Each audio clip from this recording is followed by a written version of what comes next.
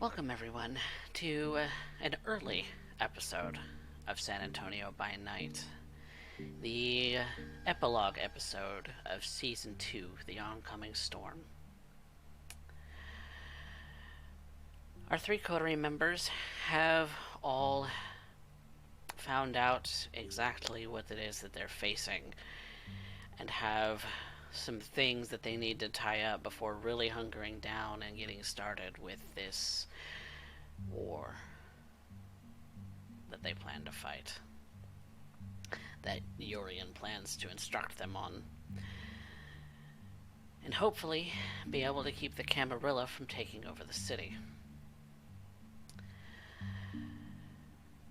For the first little bit, we are going to be following lovely little Amber as she is going to her apartment complex to clear out some things that she may need in the near future as far as her haven goes. So we meet her in an apartment complex.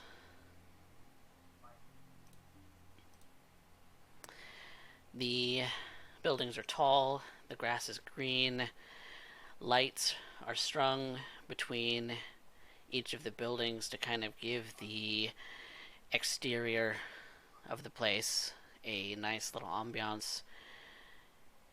This way, it's well lit nearly every point in the day.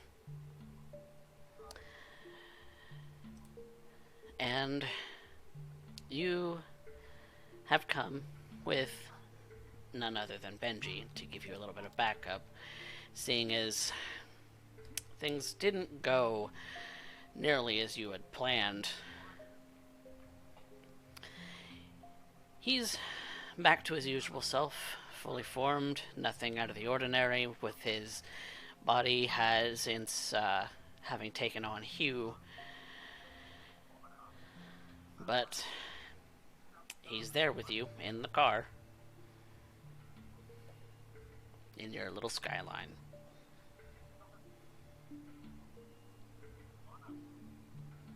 What do you do? First things first. I'm sure that considering I am doing a straight up move, I most likely would have hired a moving truck to transport the bigger things. You know, my bed, my couch, all of that kind of stuff. Because I can't stay here anymore. He knows where I live. And I'm not okay with that. Not after what I found out. And so, today is moving day. Today is moving day indeed. And getting packed up and moving to a different apartment.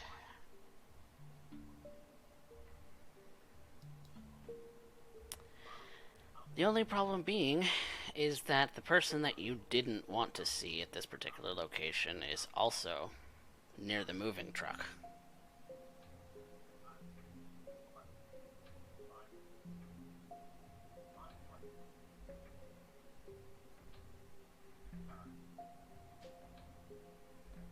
Benji's looking in his direction, kind of antsy.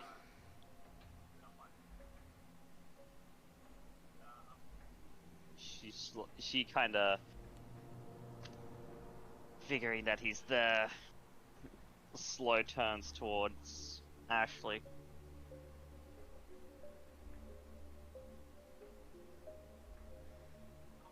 Is there something that I can help you with? What are you doing?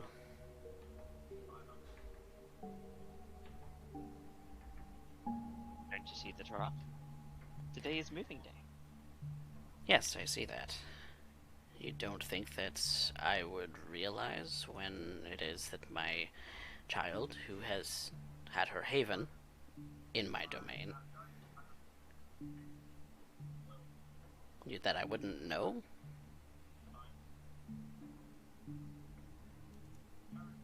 It's worth a shot at the very least. I'm gonna ask you though. Yes, my dear.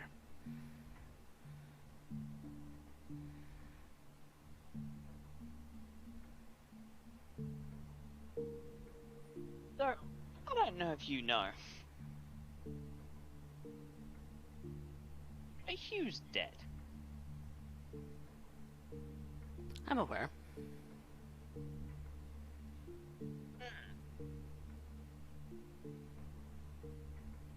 Wonder how that is. Well, the word does get around. Yeah, no, And I things don't involving think my child, I intend to know everything about. yeah, that's something that kind of confused me. Before I had to start running for my life from one Mr. John Bell,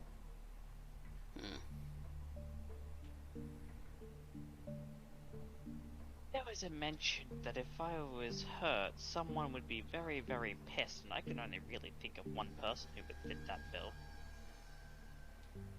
So I have to ask you, how is it to be a traitor to your ideals? Ideals, Amber? What ideals do you think that is that I have?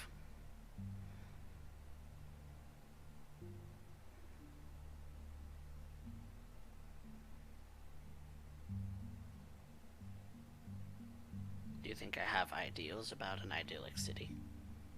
About something that could be beautiful and blossom and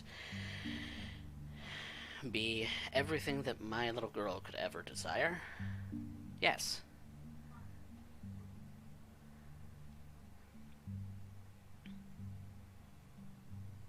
I told you, everything that I do is to keep you safe. I wasn't lying.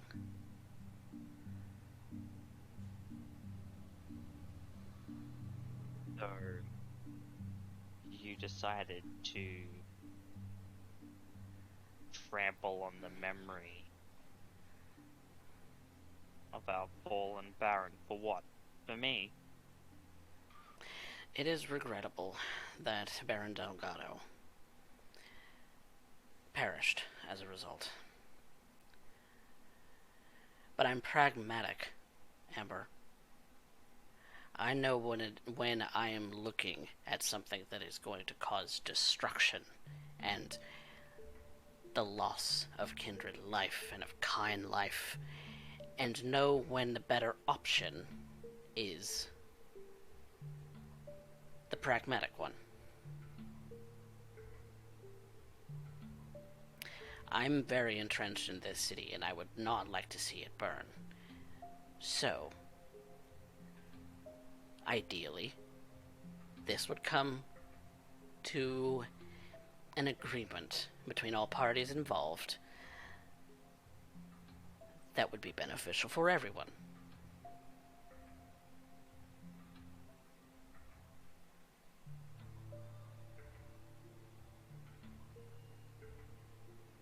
I'm gonna share something with you.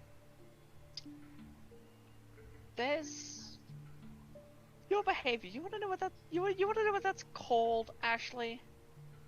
It's called being a simp. That's what being a simp is, Ashley. And not What a only strange that, term. it's really not all that strange. But not only that, instead, you decided that myself, your so-called pragmatism,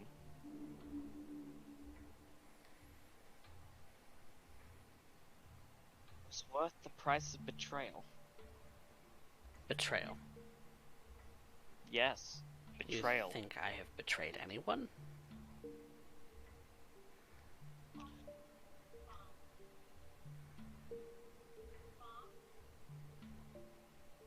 Dealing with even any matter that wasn't ousting him from this city is betrayal. My loyalty is to this city. Always has been. My loyalty is to you. Because you are my child. Nothing else matters. Maybe not to you. The people that I've come to care about, they care about this city too. Fantastic. They don't want to see it fall into the hands of the Camarilla. And yet,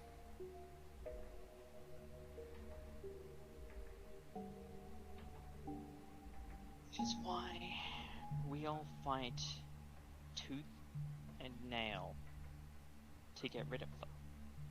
For what? So that you can live in a city that crumbles around you. That you can destroy the people that you see as stifling you. To die on some hill because of ideals?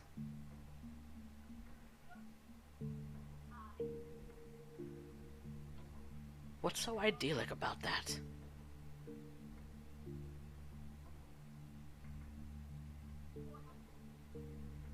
No one remembers the ones who die.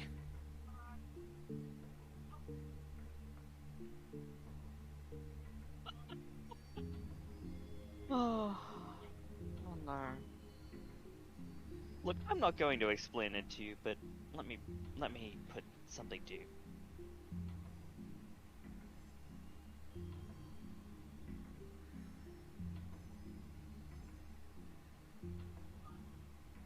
If I'm to die,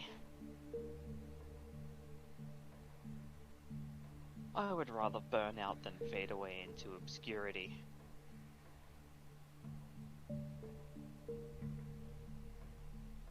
If I die on a hill for my ideals, at the very least, it would have been my decision. Something that I really haven't had a lot of. Not before I became kindred, and not after.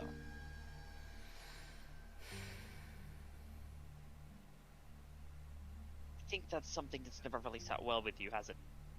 The fact that I am actually capable of making decisions of my own, regardless of whether they actually fit the vision that you have for me or not. I have always loved your strong will. But this is absurd, Amber. Maybe it is. But it's my decision to make. Then you'll have to do it without my help. You're cut off.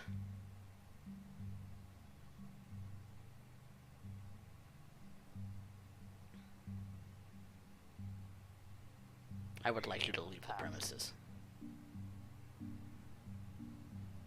Well, didn't you hear? Today is moving day. I was doing just that.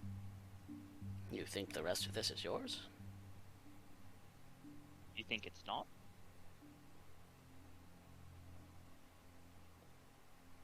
I'm the one who supplies you with funding.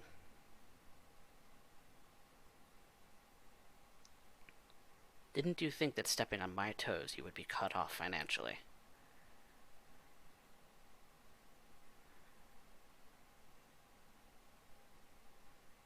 I think you're the only place that I get money, then you're very, very sorely mistaken, Ashley. I'd like to also remind you that there is a certain someone who's waiting to publish a certain letter or certain article regarding you at a certain hospital.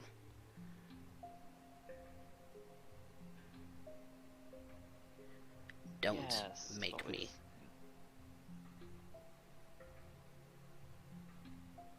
Blackmail. You're resorting to blackmail. You give me Really? no other choice, Amber. I didn't want to have to stoop to this level.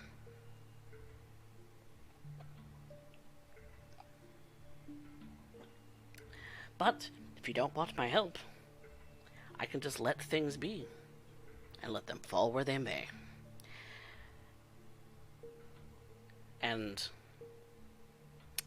I'm sure Mr. Calhoun would be very pleased to see that you're cut off. After all, he did say you owed him.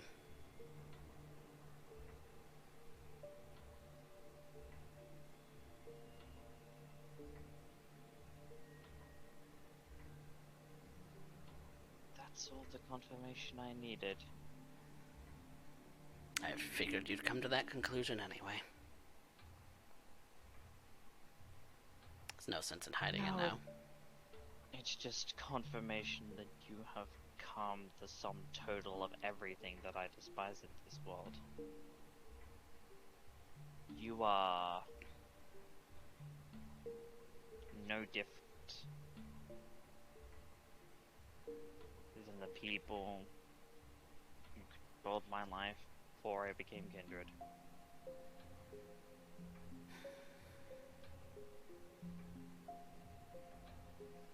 It's a shame.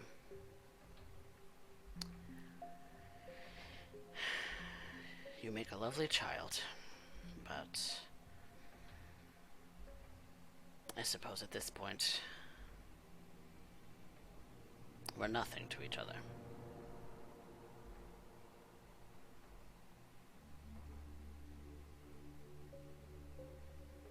See, you say that, but truly I don't think I meant anything to you outside of being a mantelpiece. You can believe what you like. It's not a belief, I know it to be a fact. I knew the way that you looked at me. I think I did. I've got a lot more of a keen eye than you might expect.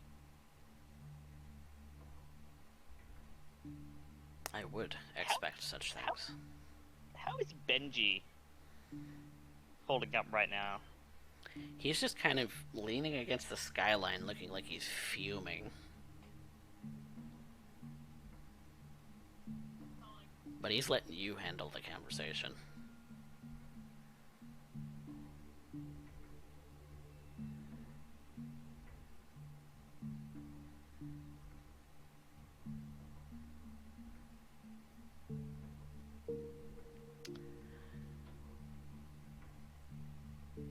As I said, I came here to get my things and go.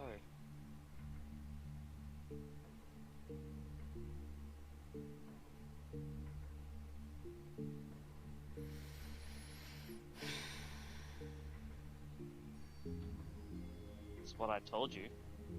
What the truck's here for.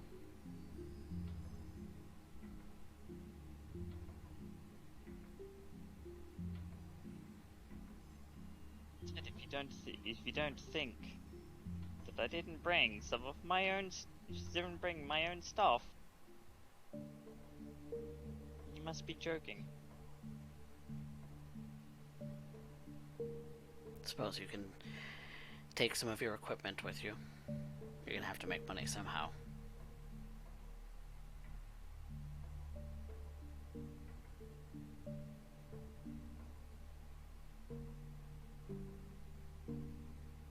Benji, I'm gonna go and get my stuff.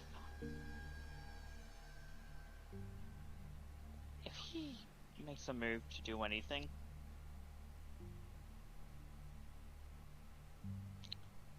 I've got all of that stuff in the boot. I highly suggest that you use it. I'll be right here, keeping an eye on him. And Amber is gonna go into the apartment and basically grab everything that's hers. Because as far as finances and whatnot go, quite a bit is maintained by her own work. So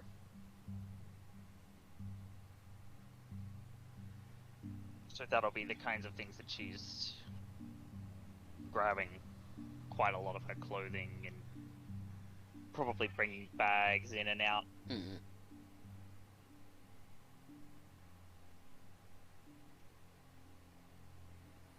And you spend a little while getting some things that you can carry out on your own and putting them either in the skyline or in the moving truck.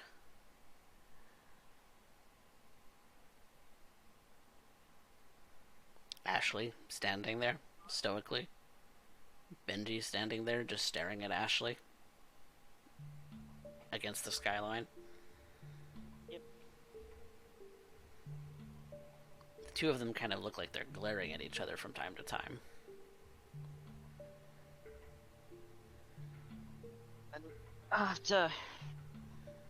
after Amber's finished,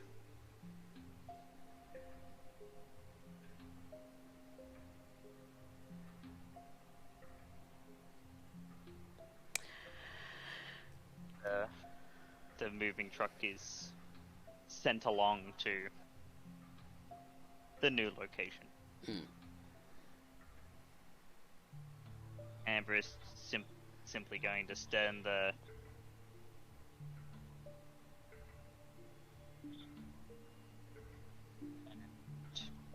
Sorry, what? You were cutting out. Oh, my apologies. After the moving truck's been sent off, she's simply going to stand there and look at him. Look at Ashley.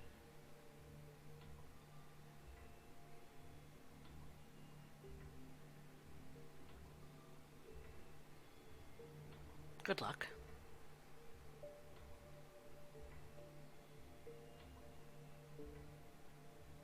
I would say the same to you.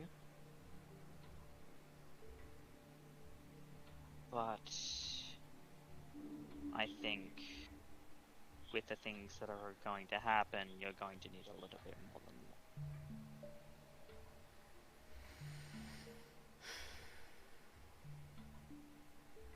that. Well,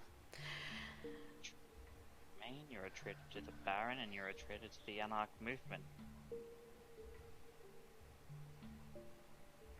I don't think you've looked at the sky recently. But, it's coming up to hurricane season. And by the time it's over, you're going to be gone. I'm going to make sure of it. And the look that's on Amber's face is exceptionally determined, to the point where Benji might see a little glimpse of how he saw her when she wanted revenge against you. well, A little bit of that monster of hers coming to the surface. Ashley doesn't really seem to be fazed. He just simply looks at you with his arms folded, kind of drops his head for a second. And I hope at some point you come to your senses.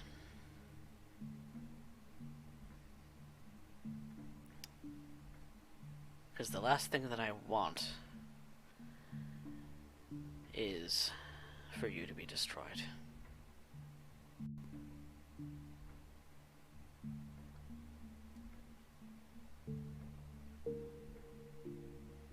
As I said, everything I've ever done has been for you.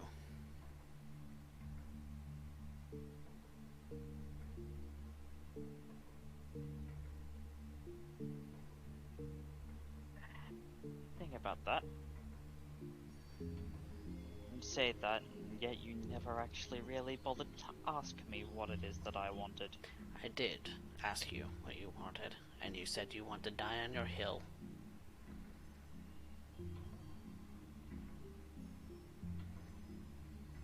So I'm letting you.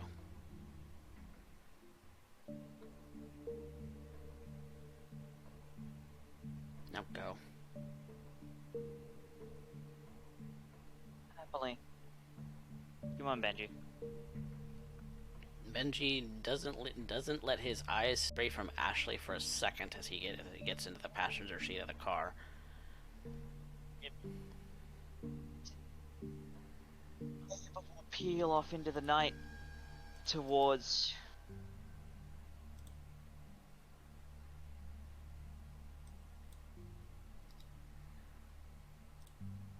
Amber will peel off into the night towards the new apartment,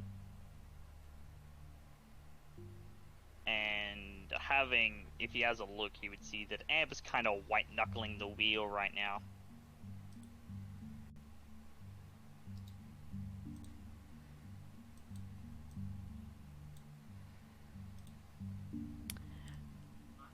And you drive.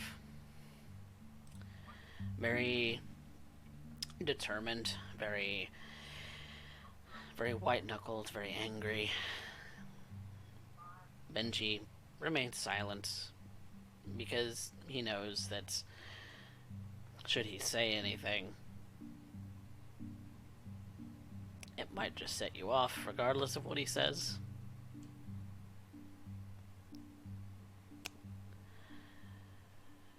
Now, that is a question. Would that new phone of mine have arrived? The new phone is expected to arrive tomorrow at a P.O. box. Tomorrow night. Okay. It is But currently no. Sunday. No, I'm going to make my way to the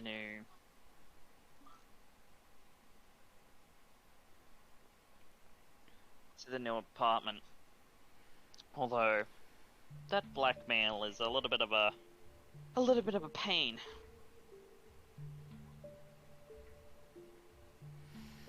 And you make your way through the streets towards Sanctuary, where you've arranged to pick up an apartment. It's significantly smaller, significantly uglier, and you're not entirely sure that this neighborhood isn't a rough one. I mean, it's not like I haven't been walking out carrying a knife anyway. But It's a small studio apartment. It's what they had left.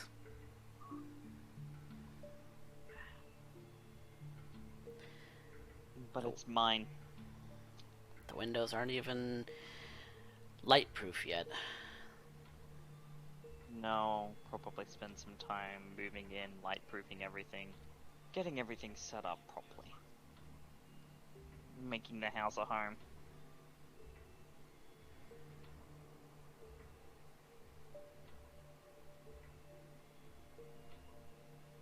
And Benji more or less quietly helps you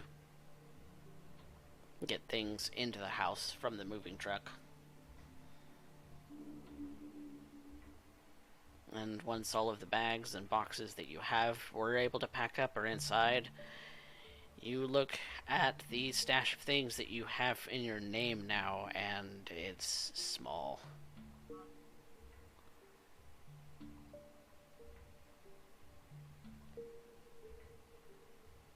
Well, it'll be time to claw back up.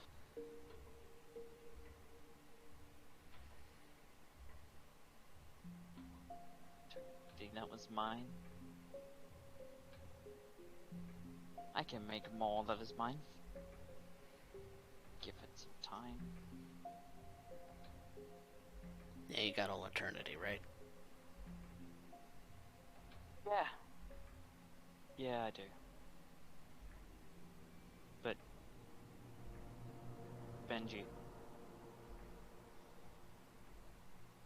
Yeah.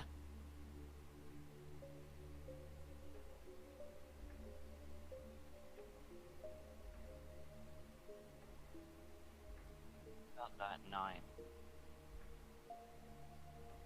Which night? Oh, that would have been last night, wouldn't it? Oh, night before? Yeah. Yeah. That I left you behind. And I'm sorry for that. It's no big. Kind of aimed for you to do that anyway. That doesn't particularly make me feel any better, you know? Well, you know, You're... you getting away and, like, actually making it out and being, you know, safe and okay was kind of the intent. I didn't want John to chase you, but, you know, I couldn't really do anything but just sit down when you told me to, and it seemed like an extremely good idea.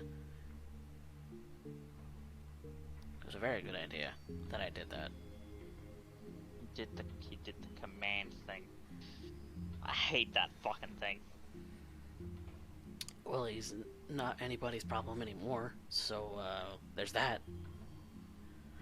But, you know, it still doesn't make me feel any better that... You know, I've said that I've cared, and yet I kind of left you there. What did you hope to do? I don't think I could have taken both of them at the same time. I don't know, it just doesn't feel good to me that I ran. I'm glad you did. I don't take much pride in being a coward, but I suppose you're right in that cowards do survive. You're not a coward, Amber.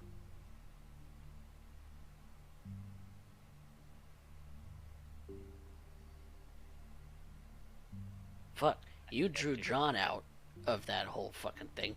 You, for, like, what little I could see, like, I was really paying attention to Hugh, and I kind of just went, like, I just saw red, like, soon after he told me to sit down, but, like, you booked it. Like, I'm impressed.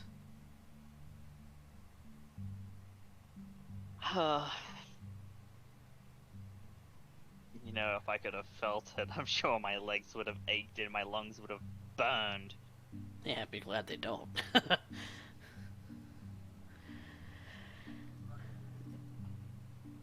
We're gonna get John for this. Make no mistake about that. Oh, I want his head on the same pike I wish to stick my sires on. Yeah. Although, speaking of that, that article will pose a problem if it gets out.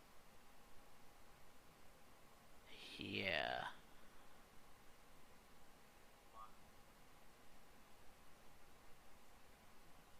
I think I'm gonna have to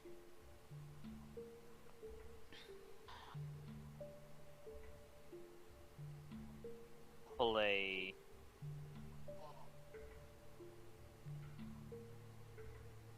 little trick to try and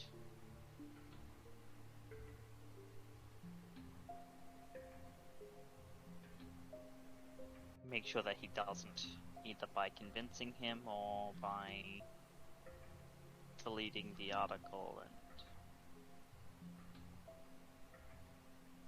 and making him know that it never existed to begin with. I'd rather not have another body.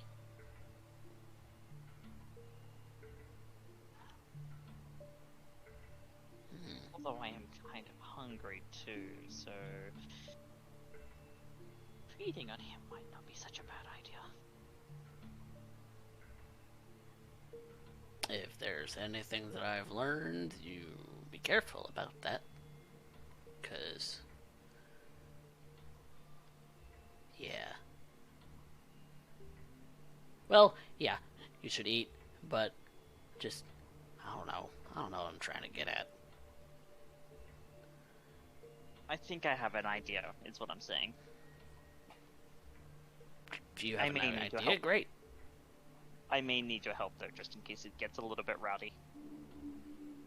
You shouldn't have to break anything, but restraint. You know what I mean? You know I'm always here for that.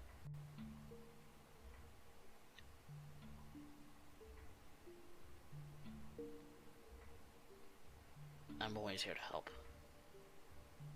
I appreciate that, man. I really do. And, that actually does give me an idea of something that I would like to do. Oh? I need to feed, and I think I know the perfect person to feed on. Okay. Cool. I do have the details of the journalist who's going to publish that article. Clip it. Yes, you do. I'm thinking I might call him and have him come meet up because I've got a bit of information about something very interesting that happened at the church.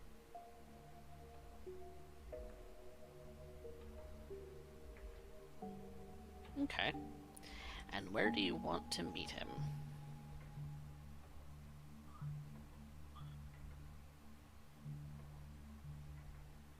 Somewhere nearby the church that I might be able to lure him off somewhere dark.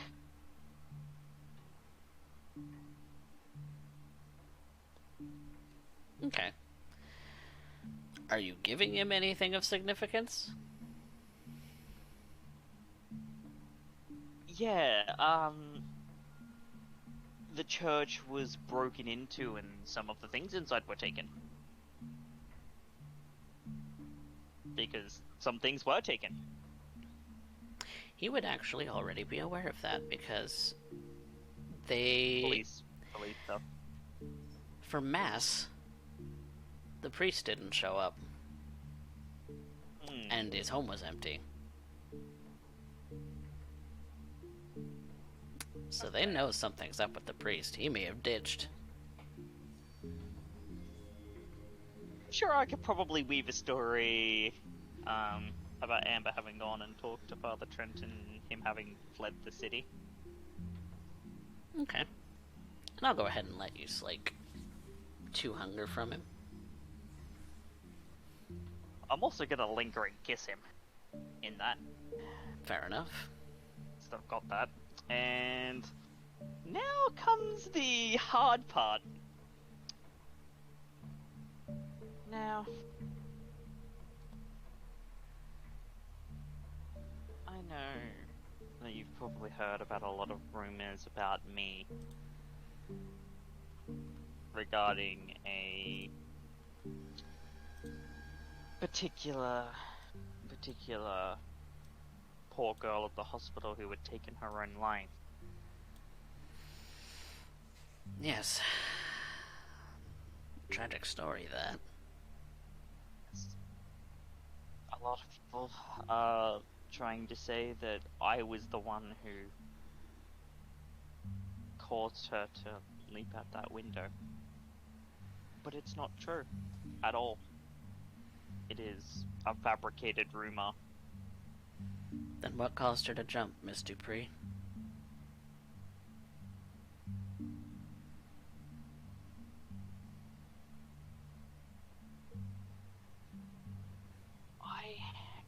Have you seen the thickness of that glass?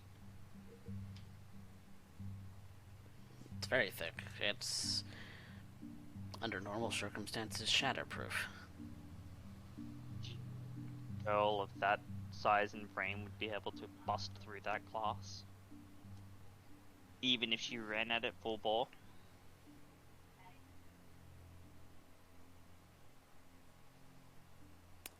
Are you saying that foul play might be involved? Saying that foul play might be involved. I don't know. That certainly doesn't look any better on you, Miss Dupree. Well, especially with Father Trent missing. Allow me to give you a rock solid alibi as to where I was that night. After visiting poor Hannah and allaying her fears of her attacker,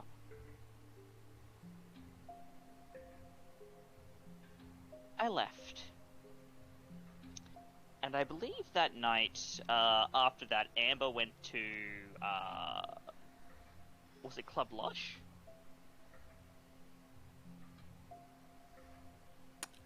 I think it was the meeting house that you went to afterwards. The meeting house. At the meeting house or Club Lush, I'm not sure which. Yeah. Well, Amber will say that she went to either be Club Lush or a friend's place, of which this man right here was there and can back up that I was there. Because he was with me. If it was the meeting house, he was definitely there. If it was Club Lush, well, literally hundreds of people would be able to back up that I was there. After, I talked to Hannah, but I was there. Okay.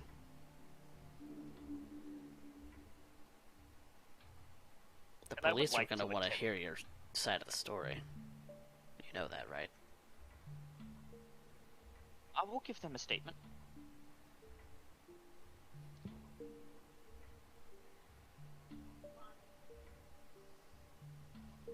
Okay. Is there anything that I need to roll to convince him, or...?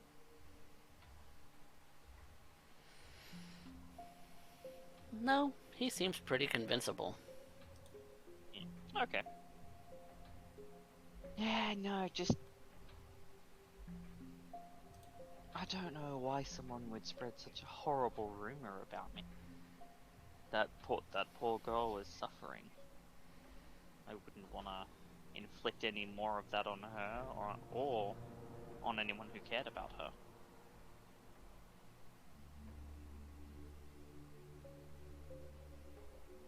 Alright.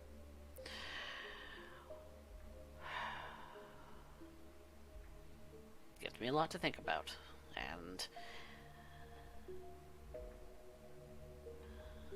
well, thank you for the information anyway.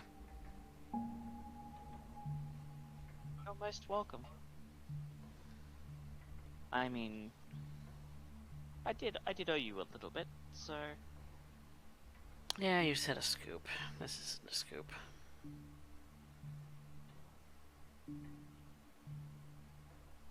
I hope it goes well. And she smiles. Genuine, innocent.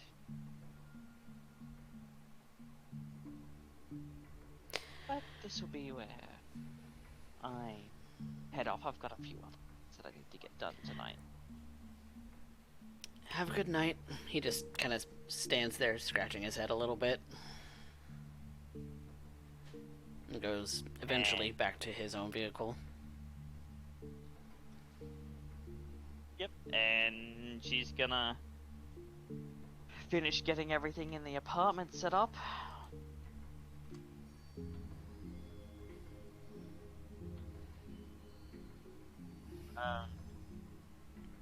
Kind of knowingly waiting for the police to be like, hey, we need you to come down to the station and make a statement about this. And eventually they do. They collect your statement, the same information that you gave to Clifford. It's not untrue. Benji provides a statement as well. However, they start looking at him funny.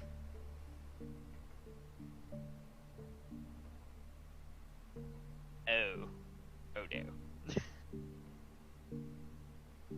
You see, something the matter? You see, there's a couple of officers up in the corner, kind of eyeballing and whispering, eyeballing Benji and whispering a little bit. I think we, after giving the statements, we should get out of there ASAP.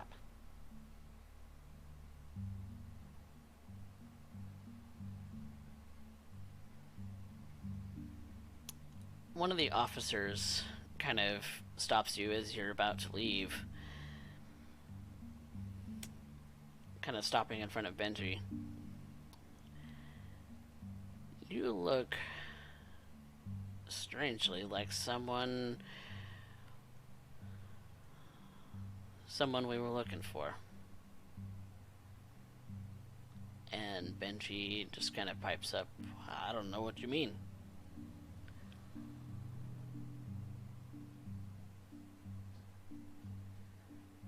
Well, I guess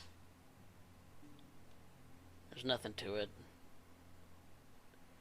Just stay out of trouble, young man.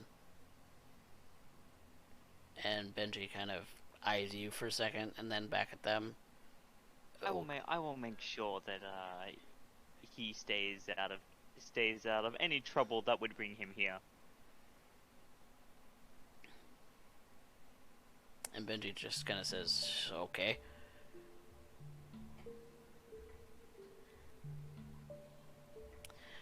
And the officer says, have a good night.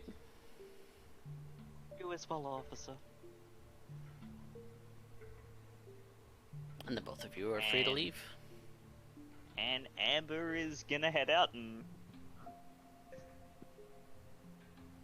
cautiously confident that she's disarmed Ashley's blackmail bomb.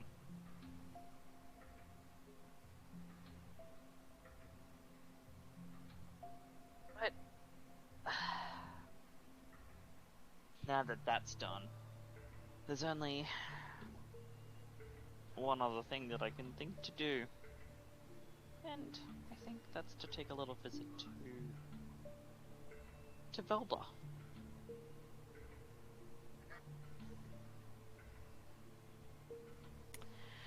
And so, you make your way towards Velda. Velda, where are you currently?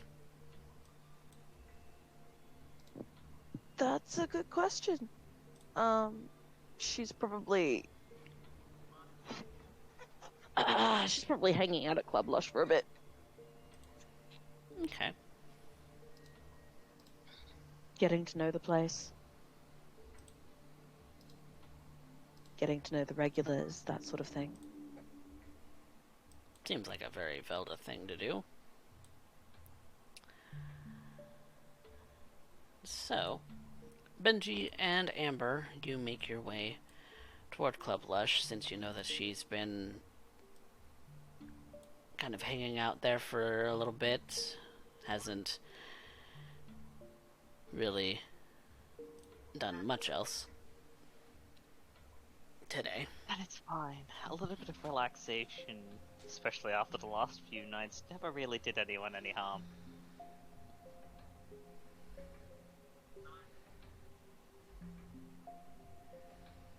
Would you see her in one of the lounge areas, kind of enjoying the stale air, the movement of the music, maybe even a shot or two of cheap booze. Yay, cheap booze. Gotta love it. That cringe every time she takes a sip of it into her mouth.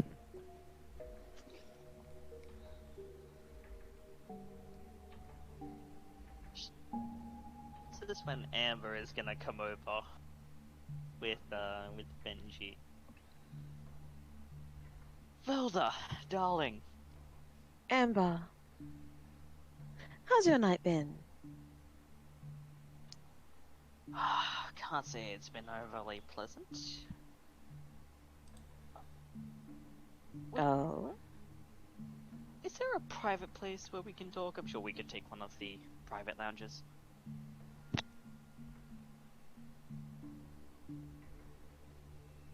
And you would know that there are several private lounges where you can do just that. That will have dulled the music to a dull roar, so that you could speak more comfortably without straining your voice, as well as quietly.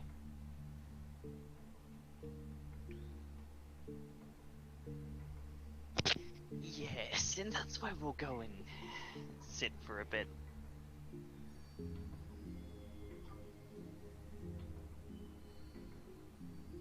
What can I do for you, Amber? So, you asked me how my night was going, and I figured that the only real way to tell you would be to tell you in private. Oh? My suspicions are confirmed. My sire is a traitor. Yes, well, we had already confirmed that. Not only Tell me. that, but he decided to try and blackmail me as I was moving out of the apartment. Truly? Yes, blackmailing me with a smear article that had been written regarding the death of that death of poor Hannah, the one that John defenestrated. Ugh. Nasty. Oh, I had to give a statement to the police. Truth, of course. You should have told them that you saw him lurking about. A suspicious person always gives them a direction to go. No, it was a little bit too obvious to do that, and it would also kind of endanger the masquerade, especially since, you know, he pulled her through what's normally shatterproof glass. Instead, Of no, course. I made them question the fact that a girl of that size and frame, even if she ran at it full bore, wouldn't be able to break the glass. And then a girl of your size and frame, I hope you also pointed out, would have a hard time adding to that. Well, I told them that I wasn't there because I left. Because that's on camera. I visited her and then I left. That's fair. The smear article was basically trying to say that I drove her to suicide, but that isn't the case. And as far as that goes, I basically put an alibi of I was here with Benji, simply enjoying the rest of my night after having allayed this poor girl's fears about her attacker. So It's not concerning like your she needs to suffer. sire, that could be problematic. Yes, very problematic, which is why I intend to bring it up to Urien, to point it out to him that he is a player that must be removed from the board. If you However, want, I can drop a word in with Asher. if you could, actually, cutting off his lines of influence, considering he sees this city as nothing more than a garden that should be tended to no matter who its tender is. He doesn't care for the spirit of it all. And well, I also told him that by the time that this was all over, that he would be gone. Either That's out of the fair. city or dead. But truly, that's how I also finished moving into my new apartment and all of that. But Wonderful. that's beside the point. No, the reason I actually came to find you is for something a little bit different and quite a bit more personal. Oh, And this would be when Amber would gently reach out and clasp one of Velda's hands in her own. Velda looks exceptionally confused.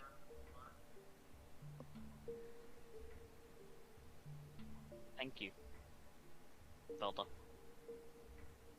What for?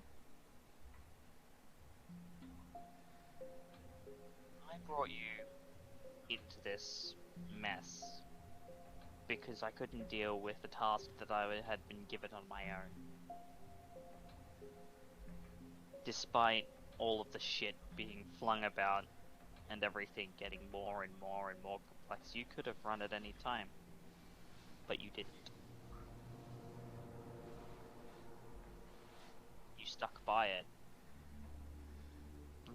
regardless of all of the flack that you've been getting, and you have been getting quite a bit of flack from the rest of the coterie.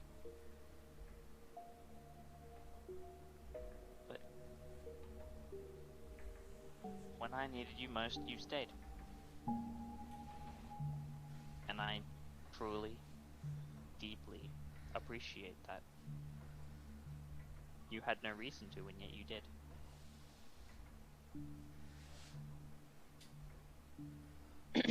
Well, That's never slipped past. that came out of nowhere.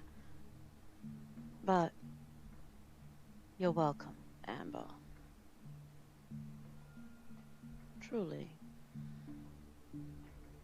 If you think I've helped so much, then you are welcome. Once you've helped, you got more. I mean, you got more done in a couple of nights than I did in a week.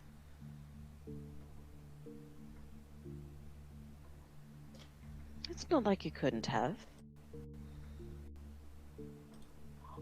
Well, honestly, I'm not sure, truly. The particulars of what I was stuck with required some maneuvering that I wasn't particularly capable of.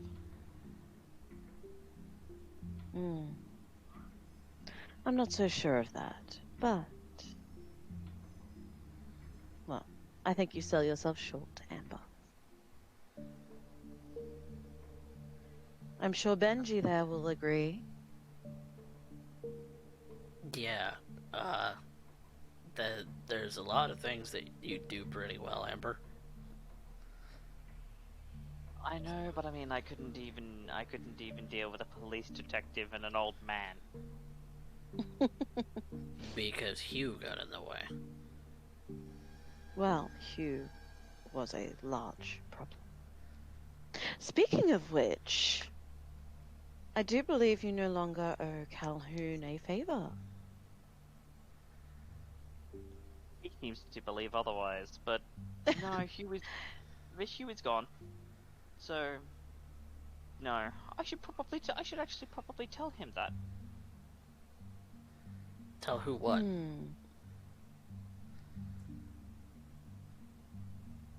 Well, especially since Calhoun never made the move. We kind of beat him to the punch. Unless he specifically called Jono. No, I don't think he did. But I suppose That is actually a question. I suppose Why I could find. didn't John return to take care of Benji?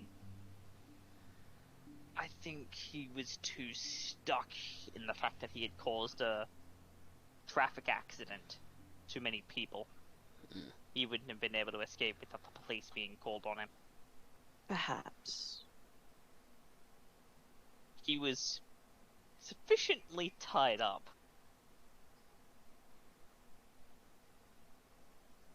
Ah, but John is a slippery one. There's no way he would have gotten caught. I mean, No, this yeah, was a getting major caught by road. the cops is not going to be a thing. Pardon? By the cops, no, but this was a rather large traffic accident. Traffic had stopped in both directions. He T-boned another car by ramming it into it. Even if he had ran, someone would have caught him. Not necessarily physically, but would have caught him with their eyes. I made enough of a hubbub to make sure that slipping away wouldn't be that easy. And yet we know he's capable of doing so. But I suppose a call is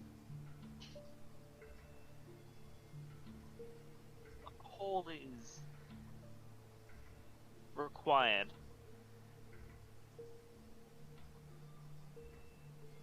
To Mr. Calhoun.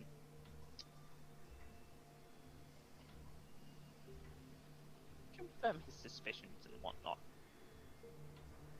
Well, he did ask me to pass along the message to remind you. Yeah. One moment.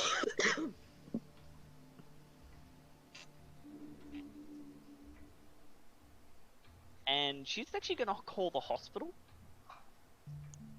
The clinic where he worked? Yep.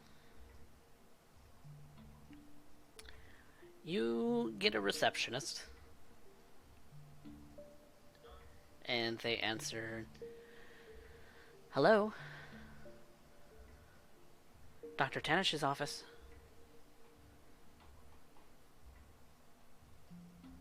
Tanish's office? I thought there was a Dr. Anderson working there. No, I think you're mistaken.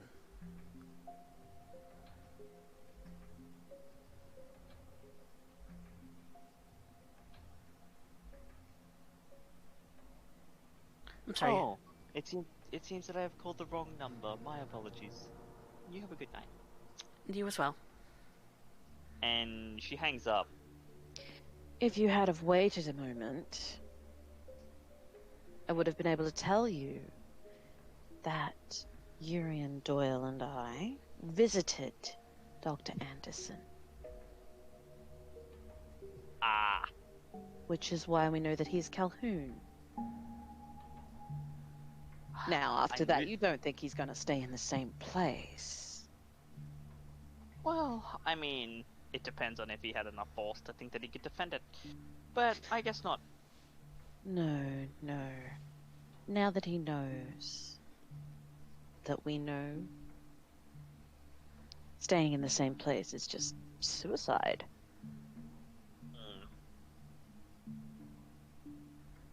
Well, all I can say is that I knew that something was up with that guy.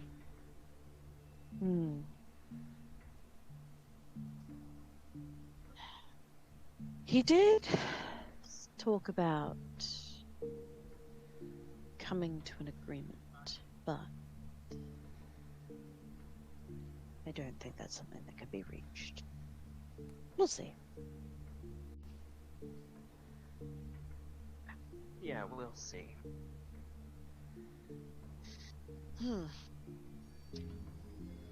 Shame. Agreements with the Camarilla sounds like bullshit. Just putting that out there. Well, agreements with anybody in kindred society is bullshit, but let's be honest, Benji. Camarilla, considering how they've worked so far, I'm not sure how well it will hold. Well, I'm not sure what it is you mean by that. He wants to return honor to his name.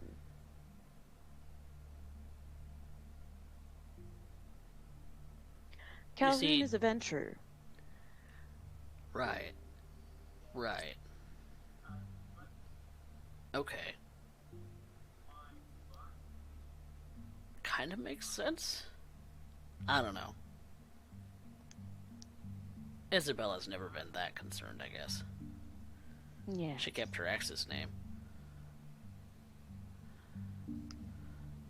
Well, it turns out that it was a little bit of a dishonor for his predecessor to lose Jackson. He's got a bit of a chip on his shoulder. So what?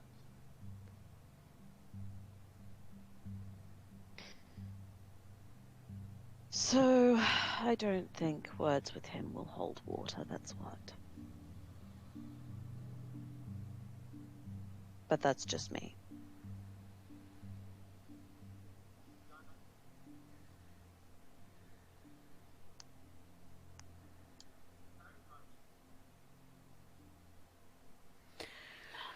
A man's at his most genuine when he has something to gain.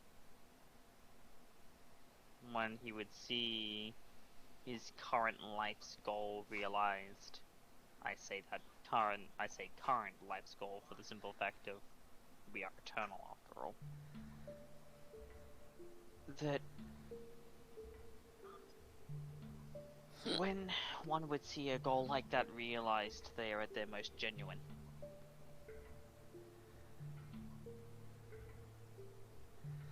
Why lie when you can deal a lot more damage and get a lot more places by simply telling the truth?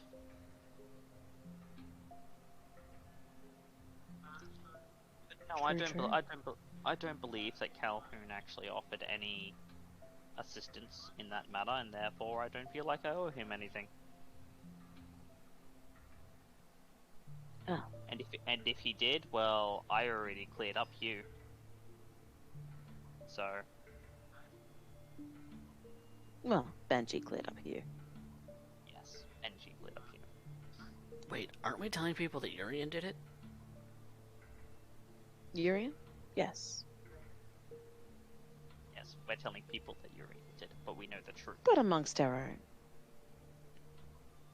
own. Yeah. I mean, yeah, I guess. I don't know. That's all confusing shit. Well done, by the way. You Um, did a fantastic job.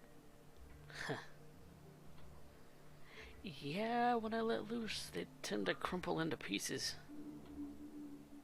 It's impressive. What is a little white lie between coterie mates, eh, Benji? I guess.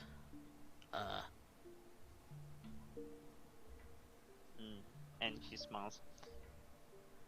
I do have a place I wish to go to, but not tonight. But I think you might be interested in coming along, Benji. Oh. I'd like to have a talk with Isabella.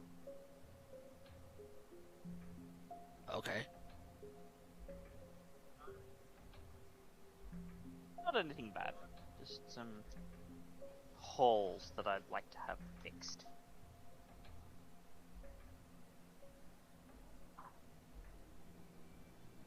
Phrasing. On purpose. Well, I'm sure you can plug any holes that she's got, Benji. Yeah, he can. Shut up.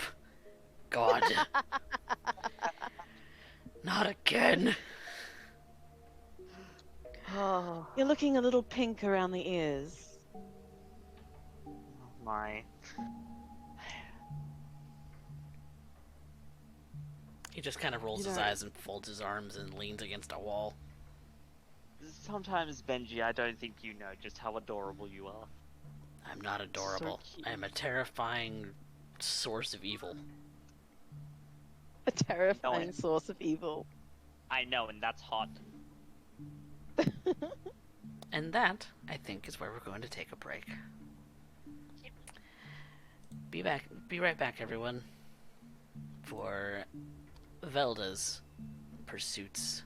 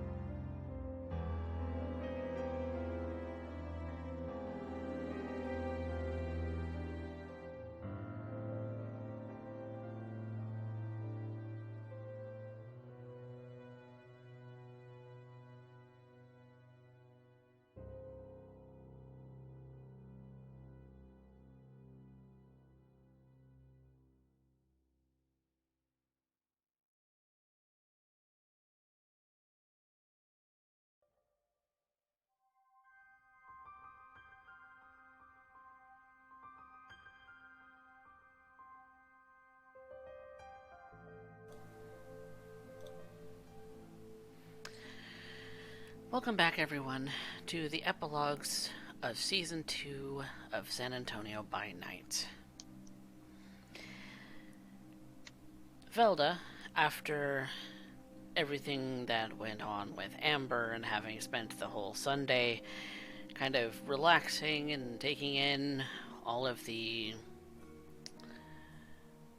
lovely people at Club Lush this last night, it is currently Monday, and Baron Batista, upon Velda's request, has made special arrangements for her to arrive first thing in the evening to discuss what it is that Velda believes that Baron Batista needs to know in this moment.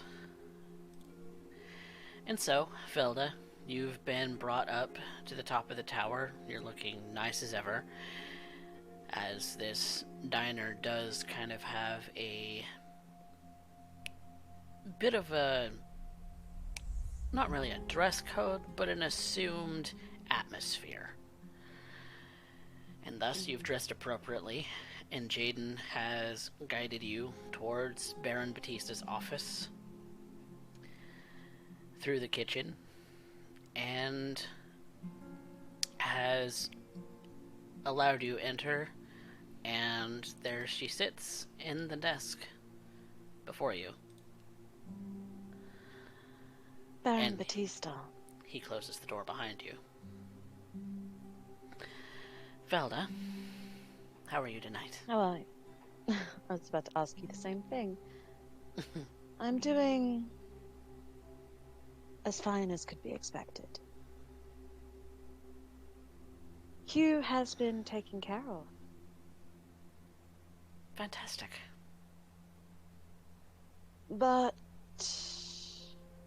there are a few things to catch you up on. Some caveats, I Some think. good, bad. Some good, some bad. I have met with Kyle A. Calhoun. I'm sure he was pleasant. As pleasant as could be. For one who was Camarilla. He claims to not know what happened to Tony. That being said, I happened to look at a map. A map. She pulls a map of San Antonio out of her bag and she lays it out in front of Batista, and it's already got marked on it the places that have been lost.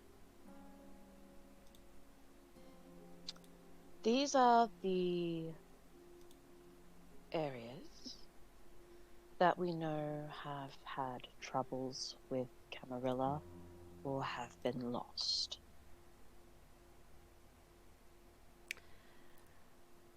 I see. She points at Ash's domain and says, we have recently had confirmation that he has turned.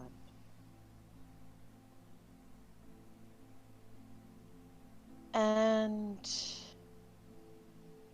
Asher has I'm- turned? yes, Your sire. he is working. No, sorry, not Asher. Ashton. That was my mistake. I mean Ashley Sanderson. Yes, that one. Yes. Too many ashes. Yes, he has turned with the Camarilla.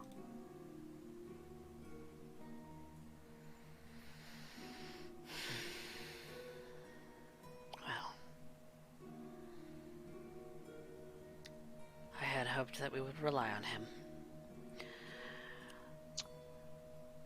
Being one of the oldest of the city. It is unfortunate.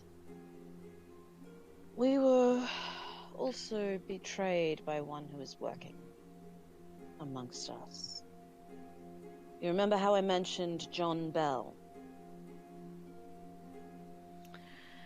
Yes, I remember you bringing that up. Well, turns out Mr. John Bell was indeed a traitor. A spy of sorts, put into our midst.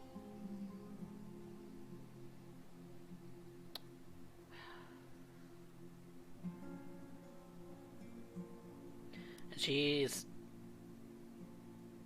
For the first time, you see her a little bit flummoxed. She doesn't know what to say.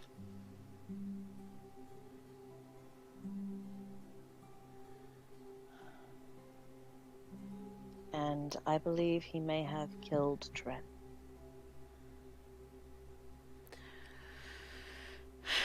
That explains why I don't have access to the airport. Velda points to the airport on the map, and she says, "What I have marked here marks a clear sway through the city, mostly through Baron Delgado's domain, or what was Baron Delgado's domain.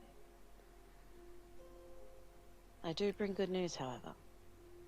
The domain holders have decided amongst themselves to instate a new Baron. Good. I believe it's somebody that you know rather well."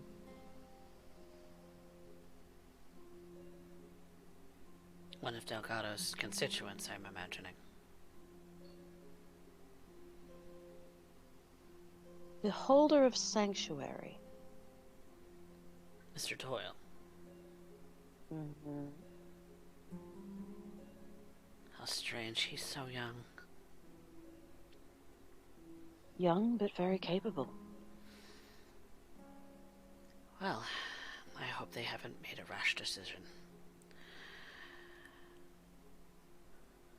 I don't believe they have.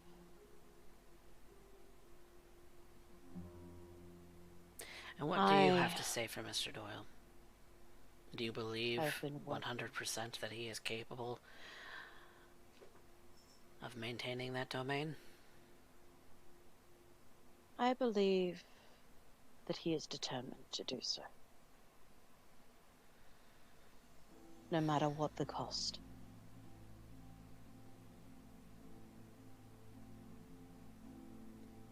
At this point, I'm almost tempted to call to fall back.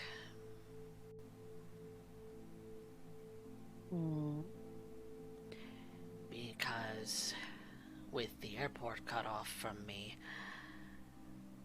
I don't know who's going to come in and out of this city.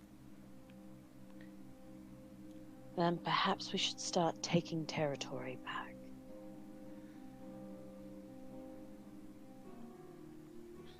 With Hugh deposed, they've lost a player. Hugh is gone, no longer on board. Yes, but we've suffered so many losses already. We've lost Dren, we've lost Tony and Donovan, and Ian's going to definitely be very upset about that. And if they decide to cut off the rest of the city from the airport, then I don't know what I could do. Then we must take the airport back. And we must do so swiftly. Jaden's had some people go and investigate, as I've asked, and it seems that security is tightened. So someone is pulling the strings. Yes.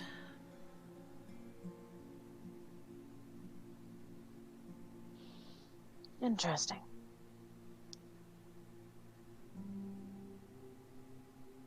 They waste no time. They certainly don't seem to.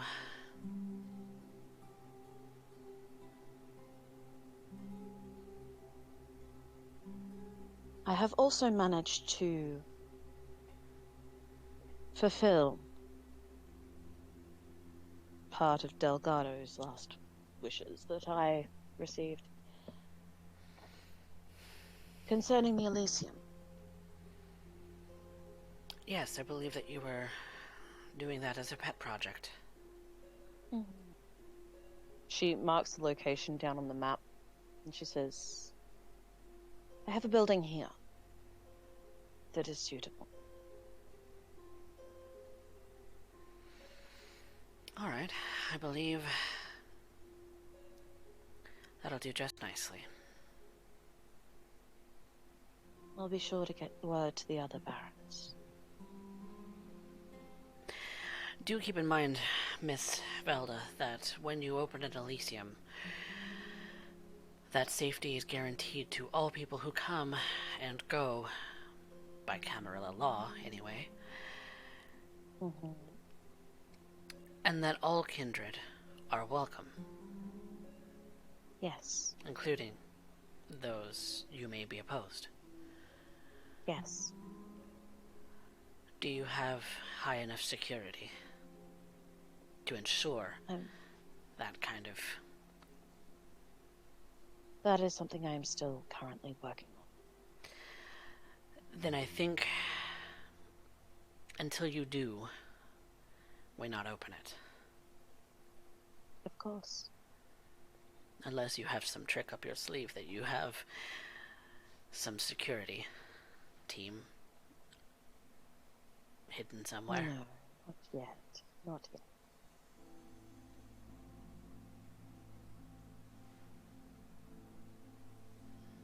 But thank you for pointing that out.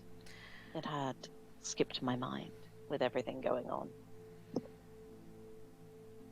If you are going to be an Elysium builder or its keeper, it's your job to make sure that people come in and go Safely. safely. Yes. And as safe while they are there. Yes. And that anyone who breaks whatever rules we establish is Punished for it. kicked out, most certainly. I can organize that. Good. You've been rather busy with things going on in Sanctuary, however. Do you have time to split your attention? I'll find time. I'll make time. It's what I do.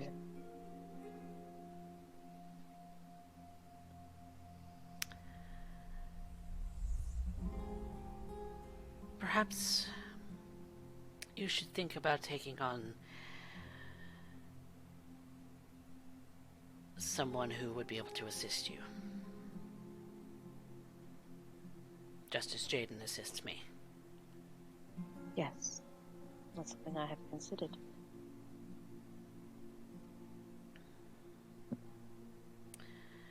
It helps when you need to be in more than one place at once. Becoming more and more the case. Certainly. Well, as I said, not all bad news. But there is a lot of bad. Yes. And I think it's only going to get worse.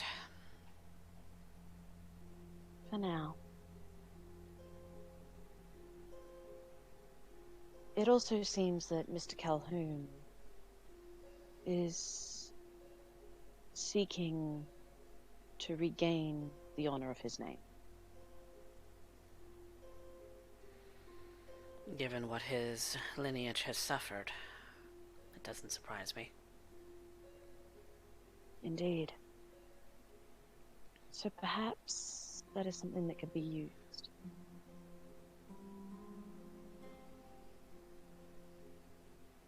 In what way do you mean? I don't know. I leave that up to the geniuses. Regaining name amongst the Camarilla. It's a long and hard road. Indeed.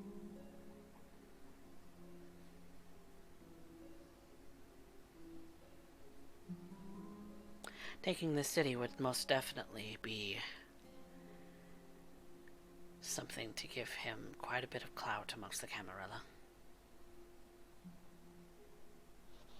Indeed it would be.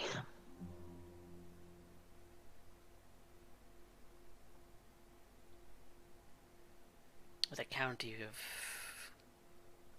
3 million people, be a substantial amount of ground. It's quite a territory to take.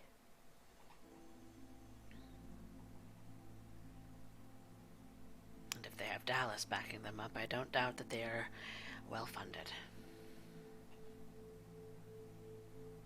Yes.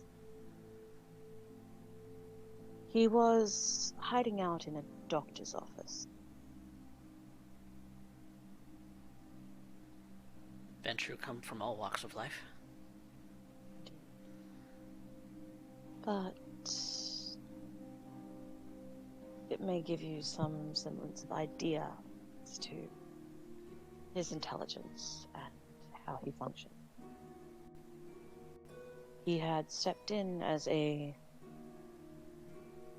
new person in that domain.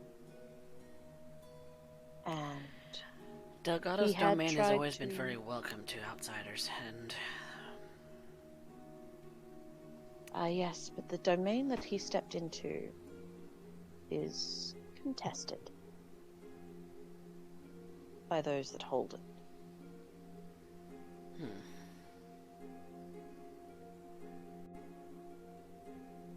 It was interesting. He tried to use one of our own to take it from under their nose.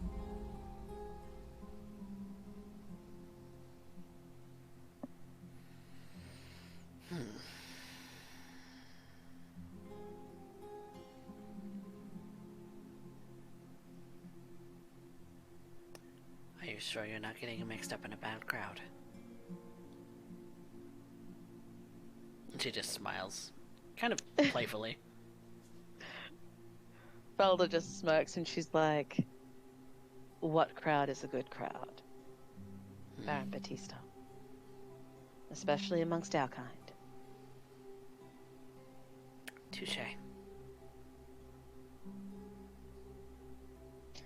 This group is as competent as could be expected. Well, they will certainly have to be very, very competent. They're competent enough that I'm willing to put my eggs in their basket.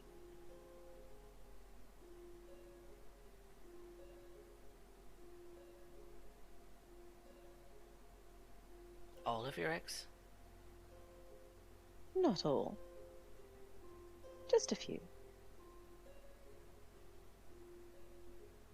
The few you're willing to lose. The few I'm willing to lose.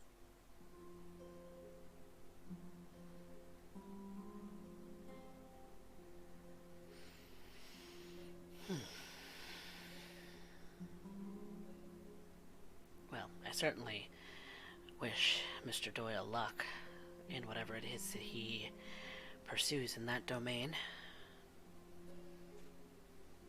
I do believe his first step will be going to war against the Camarilla in our city.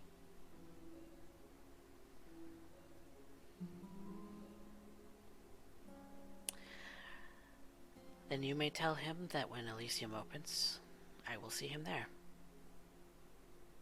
I will pass along the message. For now, I have other duties to attend to. I thank you for your time. Thank you for the information, Velda. You are quite welcome. This is all over, I will see to it that Club Cosmo gets a bit of a makeover. Thank you.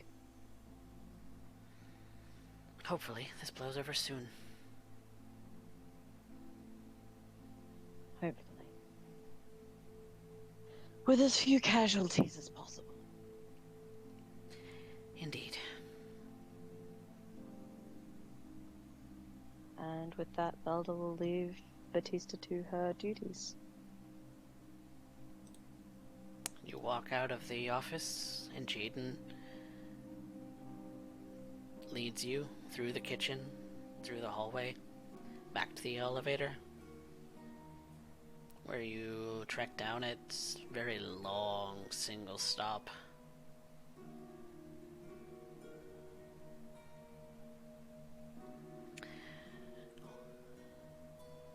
What's going through your mind right now? Not a lot. Honestly, everything that has been going on has left Velda a little fried.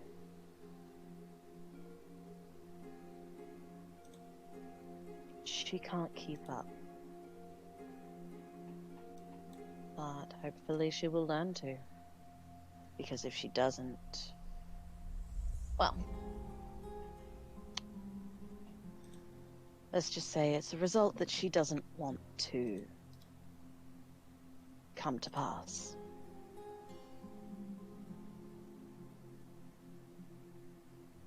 Certainly don't want any more people losing their heads. The loss of Ashley is a big blow. But who knows? Perhaps it leaves a space open that she can fill. Or perhaps she's being a little too ambitious.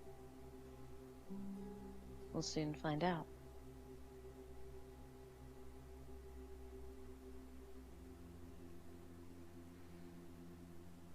Does Velda intend to do anything else? No. Not at the moment.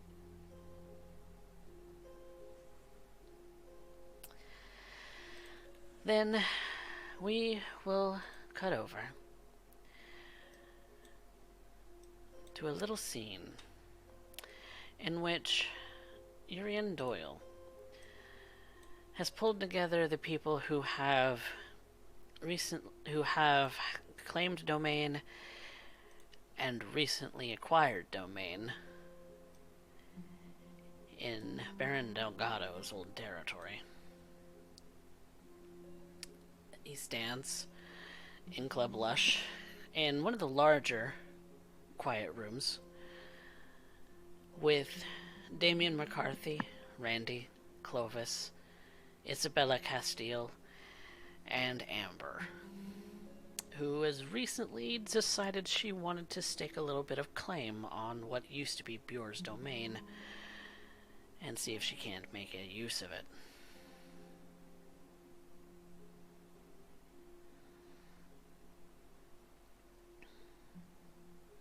Thank you all for attending.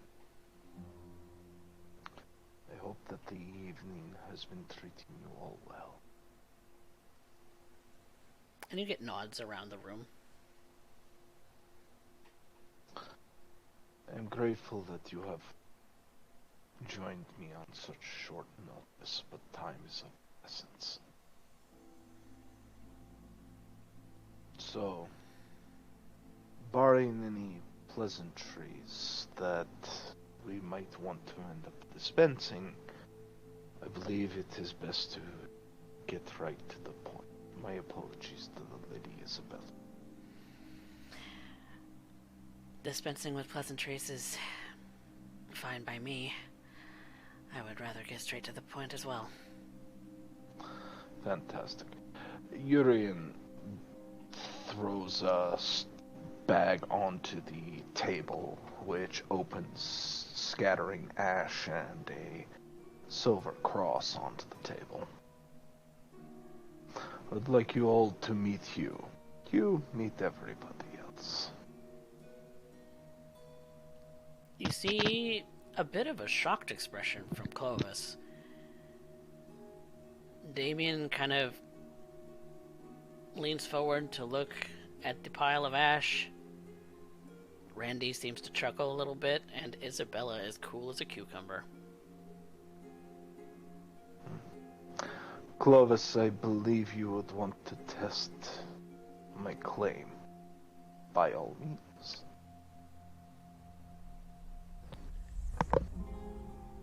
He kind of looks at the bag of remains.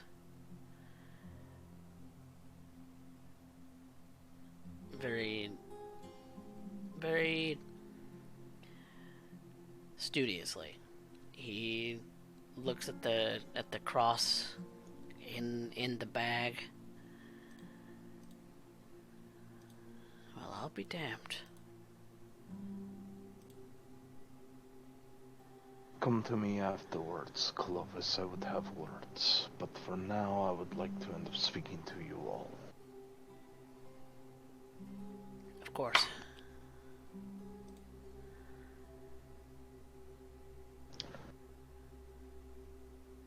To be clear, those who hold claim over domain via Delgato's rule are here. And you all have agreed that I will be the acting Baron in the interim. But this was a decision you have all made in private. If you have any doubts, I would hear them now and know your mind.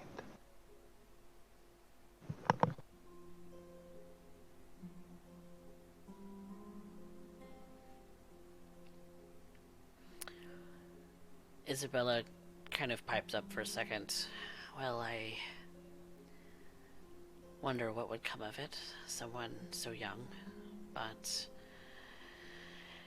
you have done very well for yourself, and so I don't doubt that you're capable of quite a number of things, and given your reputation, the Camarilla may or may not know who it is they're standing against. They're aware. They're more than aware. I can confirm as well that Kyle A. Calhoun, a descendant of Prince Marius Calhoun of Jackson,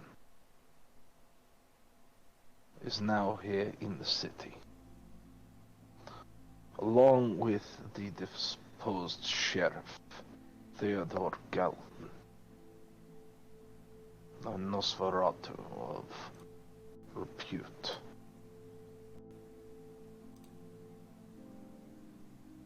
I will also let it be known that I have been made aware that at this point there is no one observing the airport. The Camarilla are capable of bringing in reinforcements on a whim.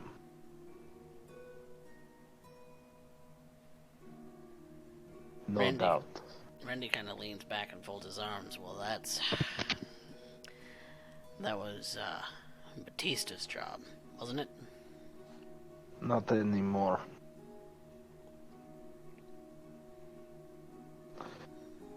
What happened to make it so that she doesn't have eyes there anymore?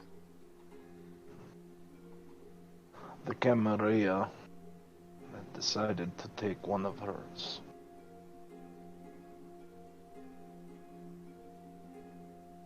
And so in turn we end up doing the same. Isabella, I have a task for you. While I know that you prefer not to get involved, you understand the Baron and can at least speak to her as family. I want you to take a portion of those ashes and present them to Baron Batista as a gift. And express that our domain is willing to assist her in reclaiming lost territory. I do not want that airport open to anyone. Now, if you have more power to be able to hold it while she is a kindred short, Perhaps the assistance could be long term. But right now, the core of it is to remove their reinforcements, cut them off.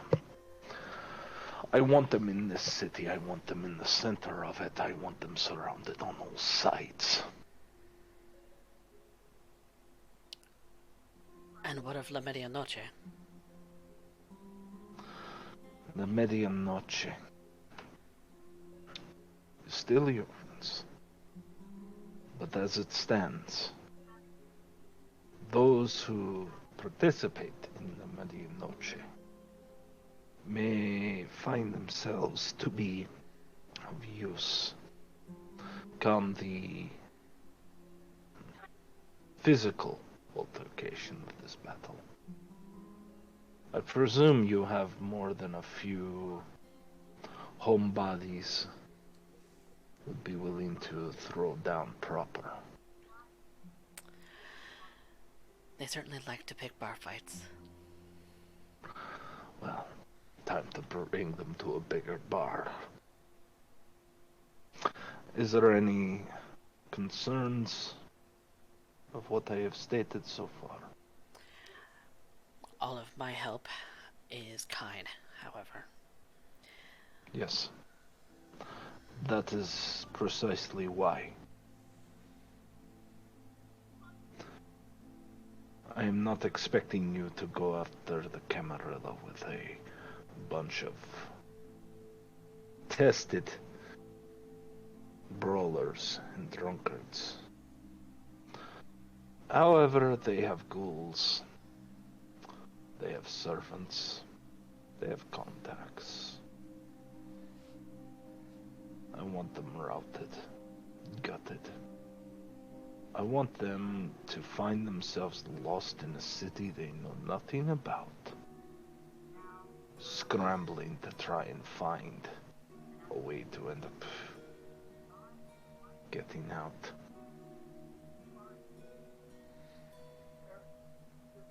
Seems like a solid plan. They are under the impression that we are trying to push them out.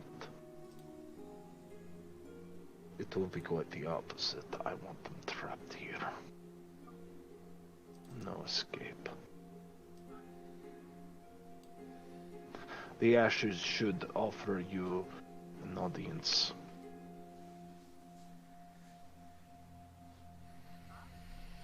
I will speak to Baron Batista then. When you are ready. Do you require any support in this endeavor? I can hold my own. I have no doubt. Yet, I would be a poor Baron if I did not offer you what support I had, should you need it.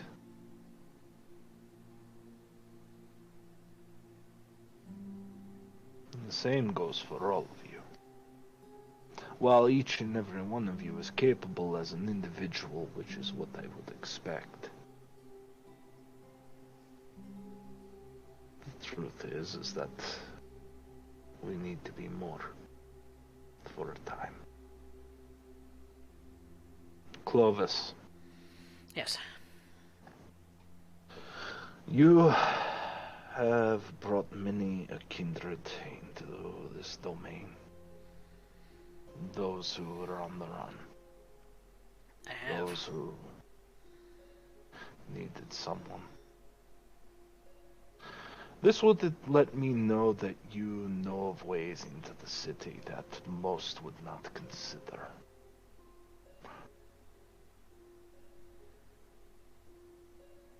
Yes, you would not be incorrect. I want all those locked down, including the main roads. I want to end up knowing when somebody is coming into my little domain here. Because I want to end up knowing the risks. We do not have time to be diplomatic. If I'm honest with you, we don't have the manpower for that. No, we do not. And that's when he turns to Amber. I am sure those of you are wondering why it is that Miss Dupree is here. Each of you is a holder. Randy kind of pipes up. I had been kind of wondering that. Yeah. Yes. Amber will be responsible for getting us the manpower we need. Each of you will tell her what the needs are. Who you need to end up knowing. She will get you in touch with them. This is within your abilities, is it not, Miss Dupree? These are things that I can do. Yes. Well, I'm sure you would pride yourself on the art of cunning and subtlety. I fear subtlety is not something we are capable of right now. Simply not breaching the masquerade will suffice.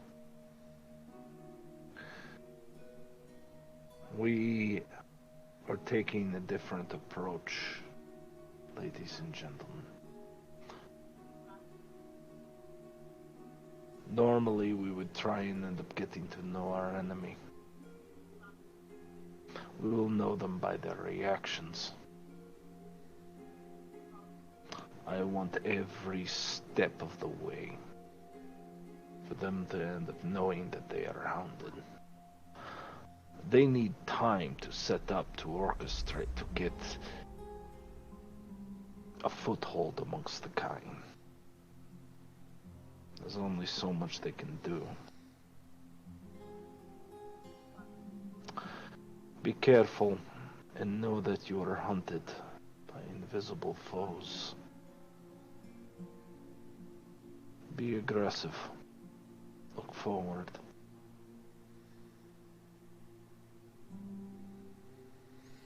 Randy. Yeah. The one called Alfonso, I wish for him to end up returning to you. You do not strike me as the type who keeps a large grouping around you. Usually a pretty solo worker, yeah. So right now, I believe just doubling your numbers will be enough. Randy, at this point, I need someone who is capable of not only finding how the bodies disappear, I need someone who's able to find how they are making them disappear. They need blood. They need power. They need to end up carving their own way. Which means they are trying to hide something. They will leave bodies in time. That's Find where their you dump will site find when them. they do.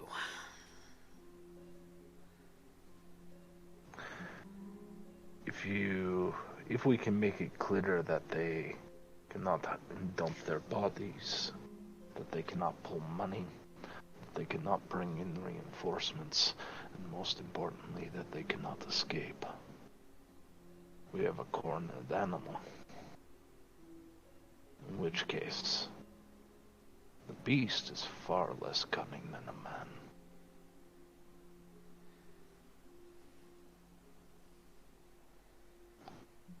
Which leaves me to you, Damien. Yes.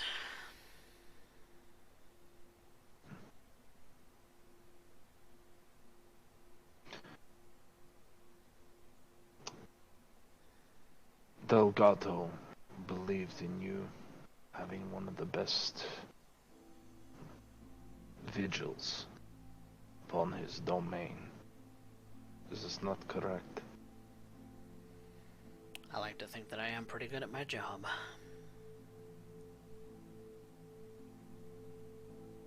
Then I need to know, why is it that I am sitting here and not he? What changed? What happened? It is a question on all of our minds, and I think it's something that needs to be laid to rest.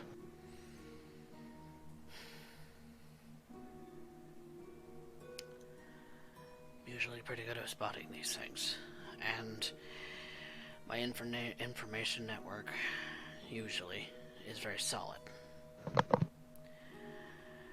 I'm usually the one who stays in contact with any of the Nosferatu in the domain, because, to put it bluntly, Delgado couldn't stand them. Yes. His clan So Bane you are aside. the Goba team. Yes. I often served as a go-between between him and Bjor, and Wolf when he was available, and the Unclaimed when they would surface. But they haven't surfaced. Isabella, Yes. when you meet with Baron Batista, express that I would like her to send Fisk to assist Damien. Certainly. Damien, you need to reconnect. And more importantly, I need you focused on every avenue you can. Allow me to express something to you all. Kyle Calhoun will try and end up finding ways to end up involving himself in the red tape of the city. He has said that he wishes to rebuild San Antonio to new heights. As though we could not do so. You I said believe involved we with are- the red tape. Yes, You mean the bureaucracy of the city? that is exactly what I mean. Ashley Sanderson was one of those people.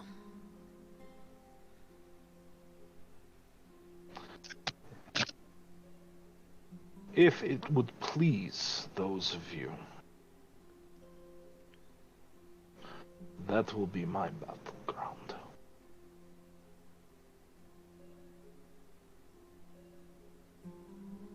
I need to make sure that this is a battle that he cannot approach. We know of Hugh. He grabs hold of a hand of ashes and lets them pour between his fingers.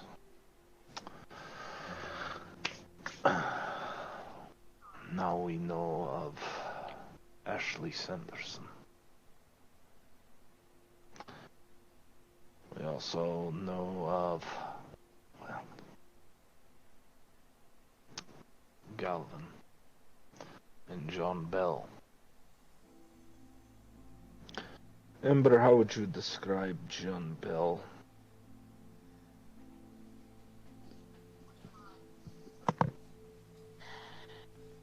John Bell. A skulking rat who finds his home and power within the darkness. Shadows are his security, light is his enemy. And he's very forthright. Most ways to fix a problem normally involve hitting it until it is dead.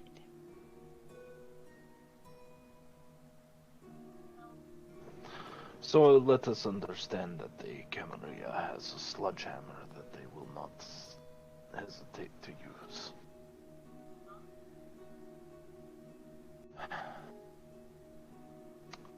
That is something you should all be aware of.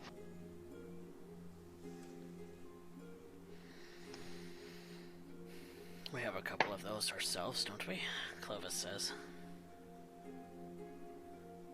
If it were simply John Bell, then I would not doubt and simply end up saying, let us bait the man and bring him in.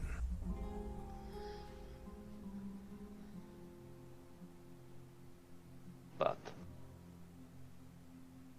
not the way. No, I think that will be enough.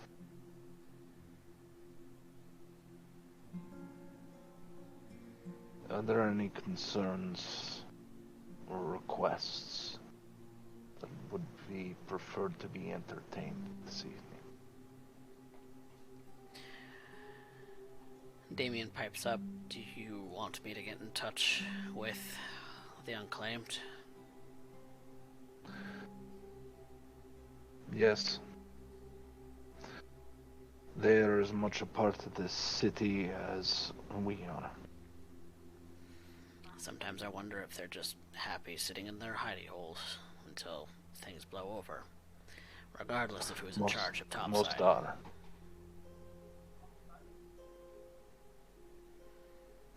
By all means, Damien, I apologize for interrupting. No, I was just saying that... How do we convince them? If they're perfectly happy staying in their warrens.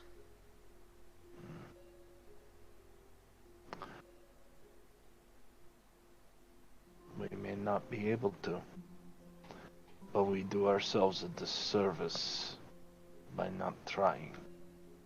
You wish to get in touch with them? Express that the acting Baron would like to see them and understand where they stand. After all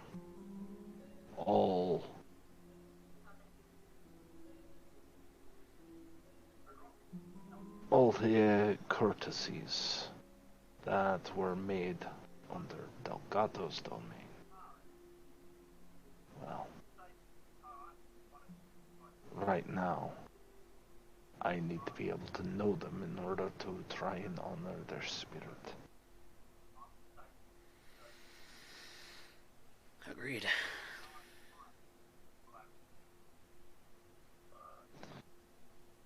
I'll reach out. When this tenure is over, when this fight is over and we can finally breathe, I will step down from the barony, if it is what you all wish. I know why you came to me. All of you were built in peacetime. For the most part, you have already left your Camarilla roots, or you have never known the heights the tower holds. If you have fought, it has left you scarred. But right now you have known relative peace, inner fighting. You elected me as a sort of Caesar. So, when the fighting is over, it is when I must step down. Let us remind ourselves that tradition. And if you so may choose, we'll see where we go from there. Have I remained honorable and favorable to my fellow lords? You get nods from the 4 individuals. Yeah, but also nods. Remember, if you are capable of supplying these 4 with everything they need, every step of the way, then I will make it a point to seeing on which piece of my personal stock I will carve.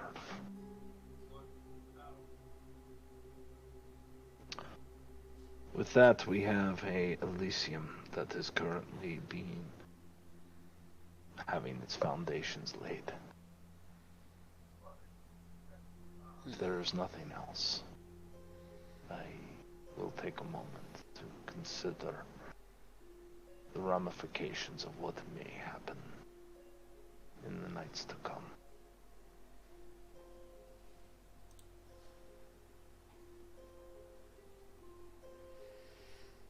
The rest kind of look to each other, and if no one objects, they will go about their business. Urien stands first, takes a step, and goes towards a more darkened portion of the room. He observes, like as though he's waiting for something. And Damien, Randy, and Isabella all make their way out. Clovis, staying behind, kind of looking towards you, Urien, since you did say that you wanted a word. I did.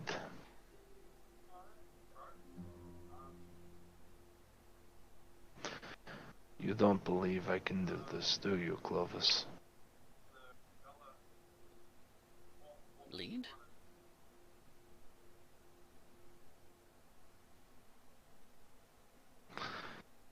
I observed one simple thing.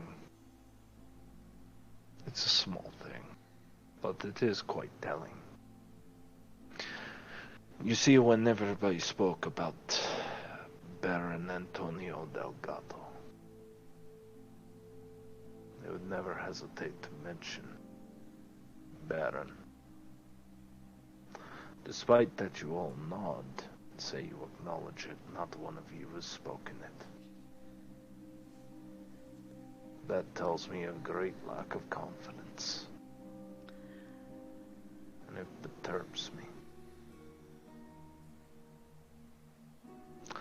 But then maybe I have no right to expect such things until they are earned. I don't know that that was intentional. I think it was quite intentional. But I am not a prince. I do not punish individuals for small slights of etiquette. And Baron Delgado was one to enforce etiquette, and as much as I would love to end up doing the same, that is a luxury for soft times. And I hope I can make soft times soon.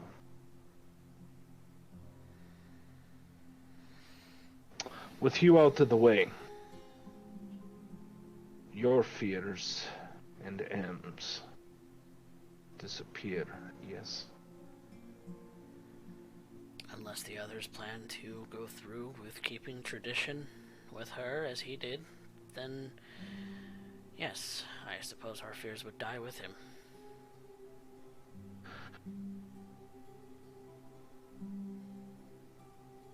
I've removed your personal vendetta, the one who has specifically been hounding you. And I am eternally grateful.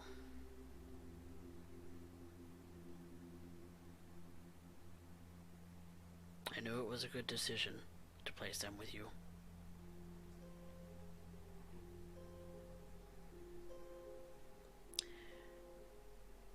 You have certainly earned my respect.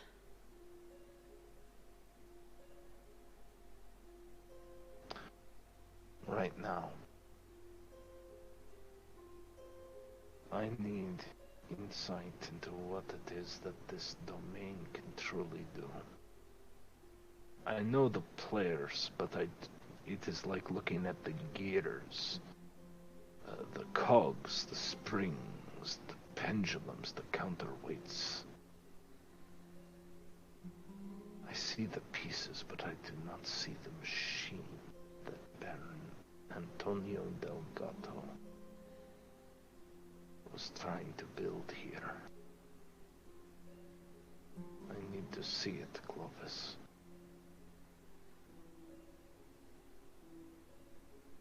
He may have been vain, but he was not stupid. These individuals, including yourself, was something he was building. Baron Delgado believed in a safe space. A safe place for all kindred who wanted to escape the Camarilla. And I assume possibly it was out of something personal. I don't know the man that intimately. He never shared as such. But I always assumed it was because he came from a lash that would never let go. And so he had to make it let go.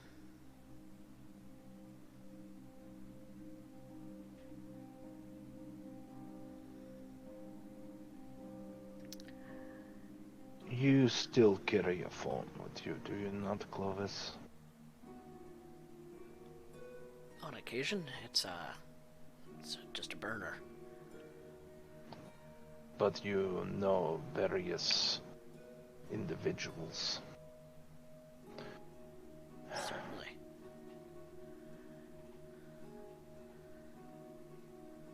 I know quite a number of people in this city. I would see the one they call Carlotta this evening. Certainly. I believe she's over at Our Lady of the Lake University. Usually hangs out around there, as far as I understand. Give her a call and have her come to me. Certainly. Clovis. Mm-hmm. Do you need anything?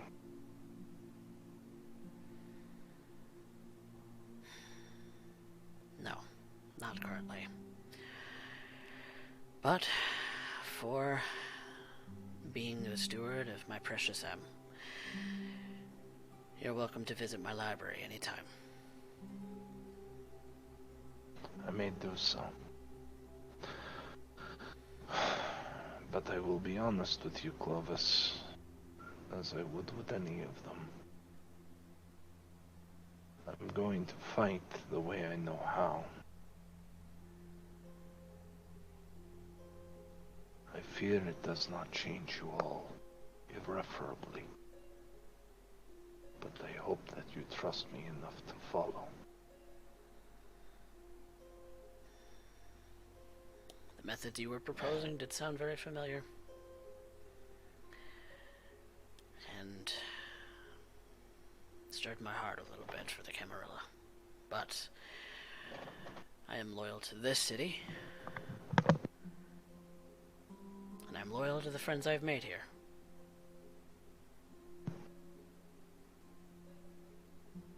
I hope one day to be counted among them. You've certainly earned a very solid running.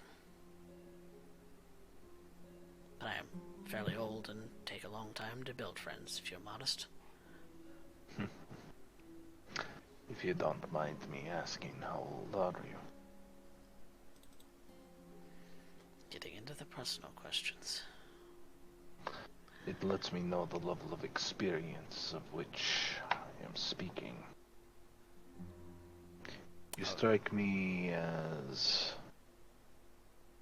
I wish to end up saying the 1920s. You certainly have an eye. You're not far off. 1921 is my embrace. I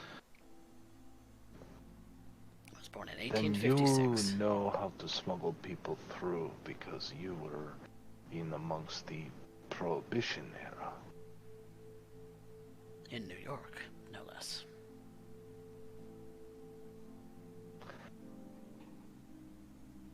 I too may have an eye for such things. Make the call. I will see Carlotta tonight. And be safe, Clovis. Absolutely. I don't need you dying first thing after we just spoken. Certainly not. Wouldn't that be uncouth?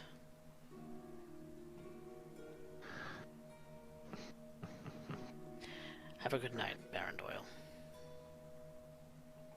He stops, like he just freezes for a moment when he hears that. Turns to Clovis. Just softly smiles. In gratitude. And shortly after, Clovis leaves the room.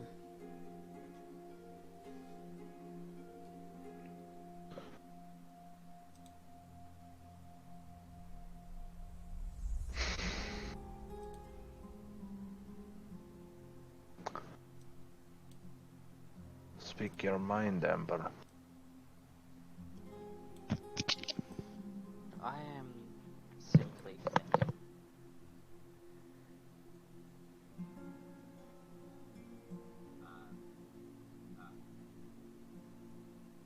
I have some big shoes to fill, and I wish to make sure that I fill them the first time the right way.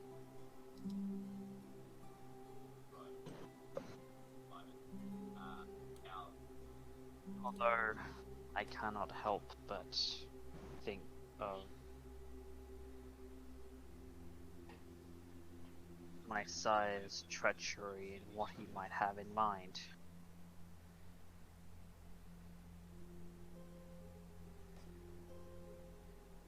What he may have in mind.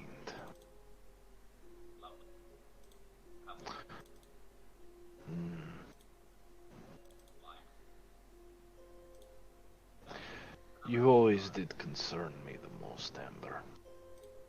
While I may fear for Velda having a treacherous streak buried somewhere in her, for you it is something far worse.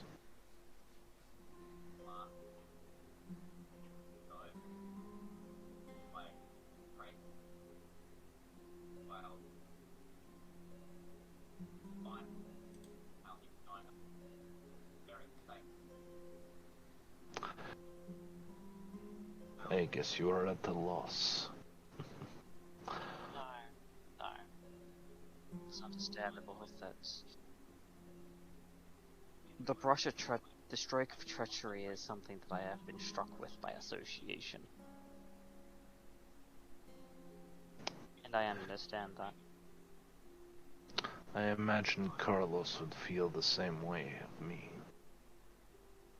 In time.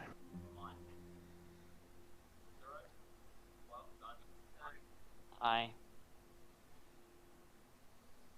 haven't really thought to pick Carlos's mind how he really feels, but I will tell you this with absolute certainty.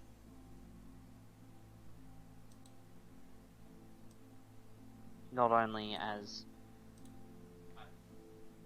a personal connection to you via way of our coterie, but also as a now proper constituent of your barony.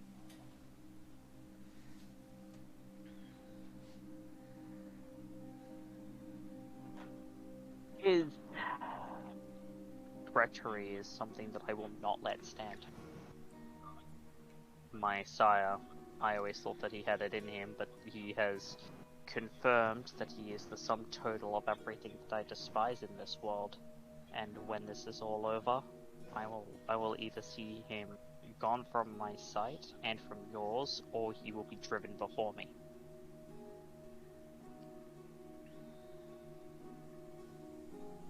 That's how it always starts. Urien seems just very disappointed in your answer. He's not berating or anything, he just seems disappointed. And then he brushes that aside for a moment. I was going to teach you how to fight.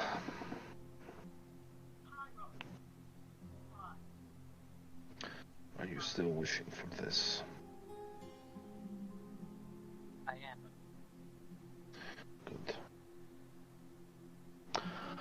Do you remember the tasks of which I have set before each of those constituents? My lords. Isabella would first visit Batista with a gift of Hugh's ashes, and to use her connections to her fighters to deal with the mortal servantry that I'm sure will be beginning to pop up in a bid to you also tasked her upon dealing with the airport, locking it down, making sure that no one comes in or out without your knowing. For Randy, you sent Alfonso along with him not only to have them work as they always have, making the bodies disappear, knowing where they are buried, and in addition, knowing how the Camarilla are making theirs disappear. Know their methods, know how it is that they are hiding their tracks.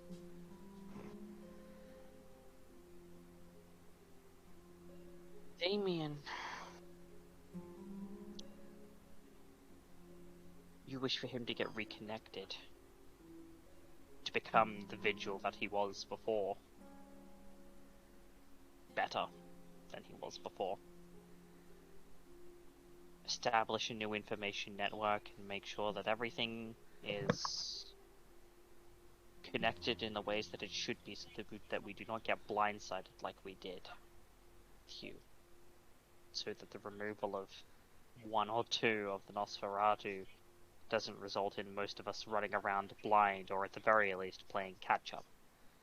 And for Clovis, you tasked him with locking down the ways that people are smuggled in and out of the city. And not only that, but to lock down the main roads, covering the other ports of access to the city. So what was it, the one thing that they said they do not have? People. We are lacking manpower. In most cases. I would say the only place we are not is with Isabella's fighters, and even then, I'm sure Even more would they are come. specialists. Yes. I need individuals. You will be the one to end up gathering such people. I want you to have a very tight-knit community circulating around you.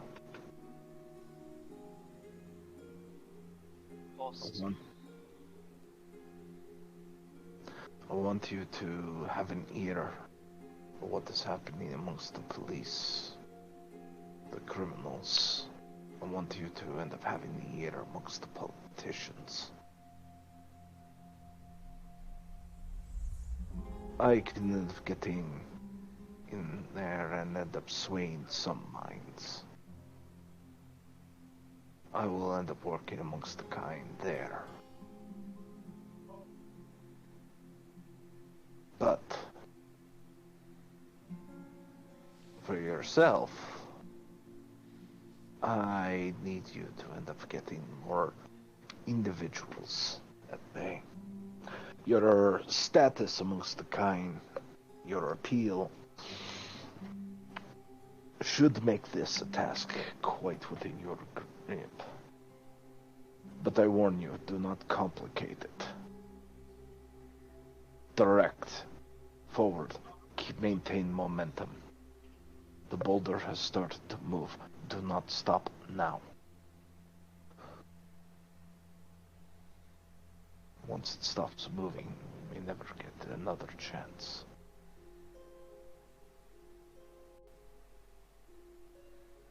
I am, as far as the criminal world is concerned, I think I've got a little someone in the back pocket that might be able to leverage a little bit of assistance on that matter. Good. As for everything else, the politicians, the police.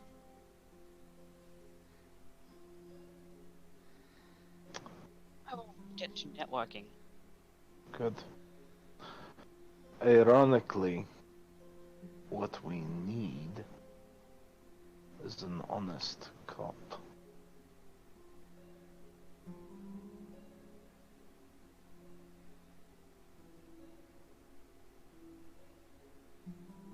I think I might actually have someone in mind.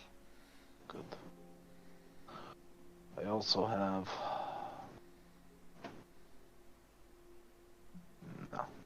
No. I'll hold off on that. I think I have an individual in mind as well.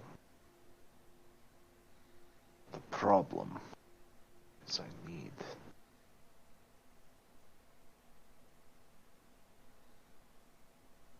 Yes. That's the answer. That is the answer. Okay. Amber, enjoy the rest of your evening. Get to work. I look forward to hearing your results.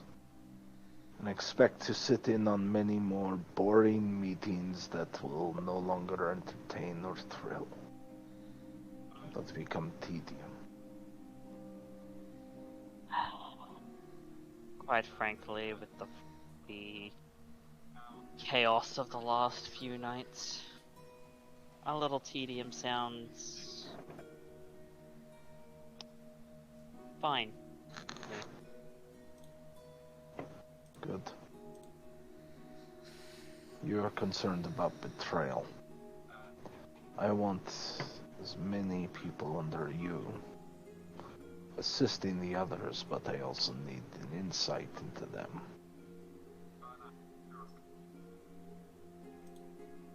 You're going to be the center of this beautiful web, if you can handle it.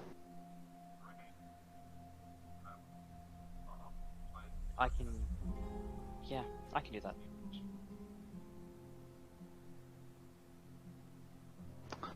Very well. Be off. I will stay back here and wait. You would nod and bow. Yes, you have a good rest of your evening, my Baron. And she would turn and leave the room. The first stop, just as a note, will probably be to call a very particular detective they were having problems with, because he's nothing if not honest. For now. Amber leaves the room, making a phone call to a particular detective that she's very familiar with, or at least calling around to figure out where exactly he is, because he's no longer at Northside ISD. But shortly, about 20-30 minutes after Amber has left, Urien, you do see that Carlotta is making her way through the club. Not entirely sure where to go, but she's meandering a little bit, looking for you. Urien leans over to one of the servants, gestures towards Carlotta, and then goes to take his place amongst the more silent locations. Oh, this is just away from staff, given the after-hours focus of this meeting. Mm-hmm. And he sits at the head of the table, awaiting. And Carlotta comes up the stairs through the loft up to the room in which you are sitting, opens the door, and closes it behind her. And you now see that beautiful girl with the big purple hair standing before you.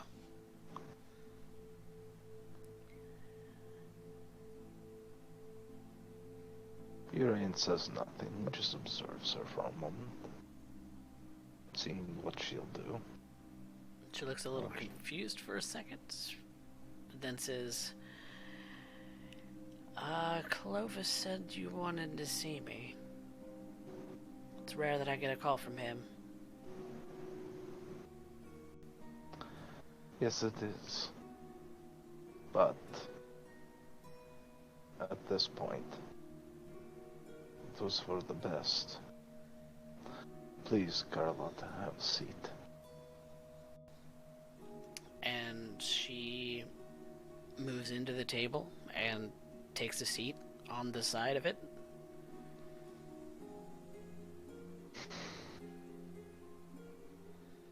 Are you nervous? The last time I was in your domain, you kind of had a fit. So... Oh, that was no fit. That was simply taking back what was stolen. yeah. So I didn't ever think that you wanted to see me again, so... I told you that you were welcome back at that mall, the theater. In fact, I had a conversation and told me that you were hesitant to drop by the past few weeks. Stay out of your hair and all that. Well, you're here now. Have you heard the news? Which part of it? What part do you think is most important in this conversation? I don't know what any of it has to do with me, honestly. I'm aware that somebody important from the Camarilla has been killed, I guess? I don't know the exact specifics. There's some things circling around in the Toreador circles that have me wondering what the hell Ashley Sanderson's up to. But I've been mostly keeping to myself.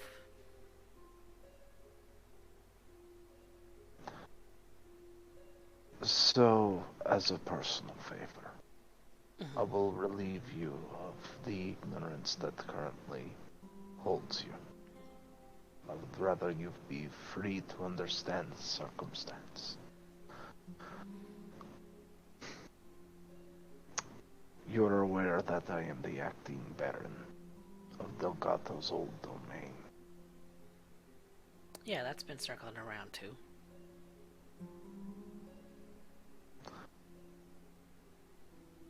So you fear that I am about to take my revenge for a slight that has gone. I have gone mad with power.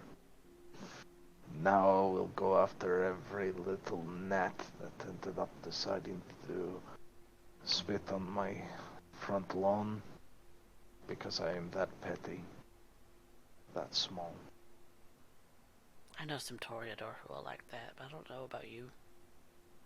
You're right, you didn't know because you never bothered to check. But I am more than willing to check upon you, Carlotta. For instance, I know that you are an acquaintance of one John Bell.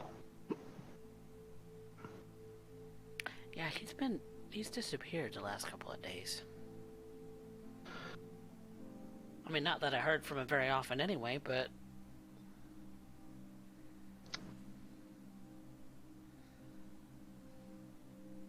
Carlotta, if John Bell ever arrives to you, let me know. Though I am sure you may never see him again unless he kills you.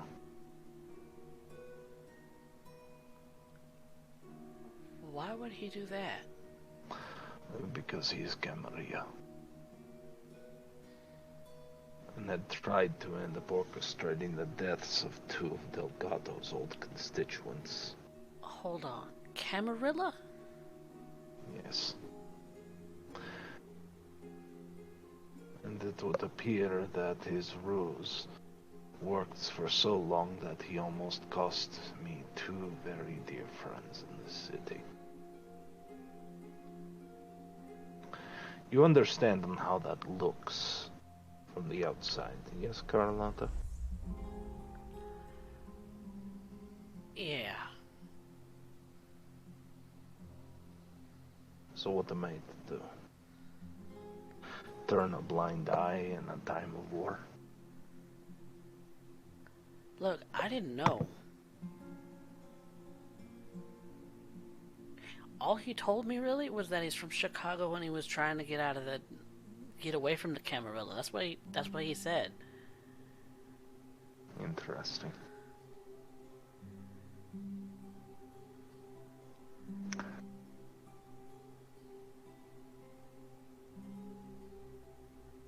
And I kind of know well enough not to pry into other people's business. The irony of that statement is larger than you know.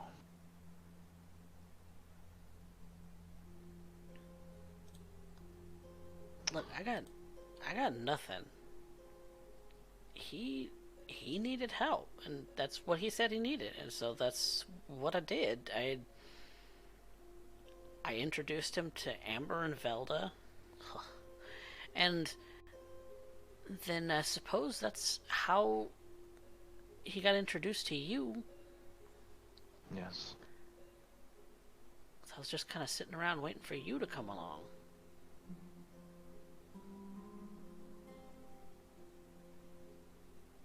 No, it wasn't Amber. It was Velda and Violet. That's right, because I liked her.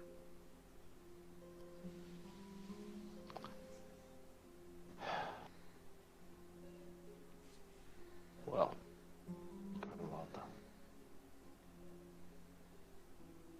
I have some good news for you. Mm-hmm. Right now,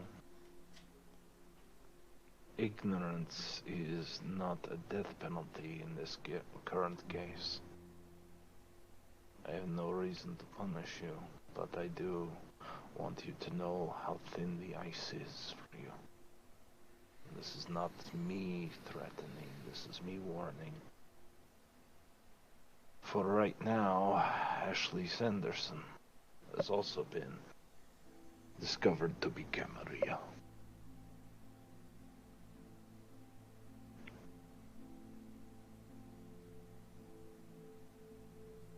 Clad Toreador seems to be having its own internal struggles. You want to keep your head down. I can understand that. There's another group, however, that wants to keep its head down. I think you might know them. Who's that? A group beneath the city streets that will not, or have not aligned themselves with any of the baronies. They remind me of you. Leave us alone. We won't come out of our hole. Or in your case, the movie theater.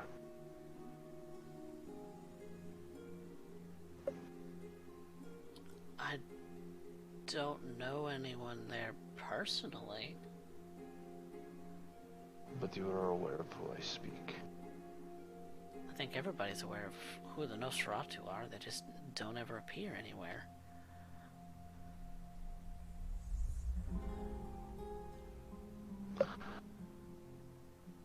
Carlotta, I am sorry to tell you, but at this point we are at war. And you need all hands on deck.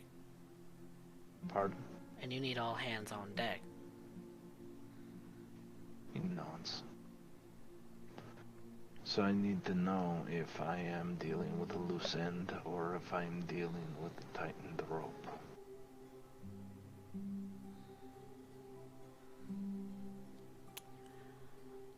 I'm not sure I can get the metaphor, but I'll do what I can. I don't have a lot. I can't. Remind me again who your sire is. Antonio Castile. Yes, Castine. The, doctor, if I recall. PhD. He likes to think he's a doctor. You do not believe he is? Well, he's a PhD. According, that's title enough. Well, And he's my sire, and I haven't heard from him in a bit, but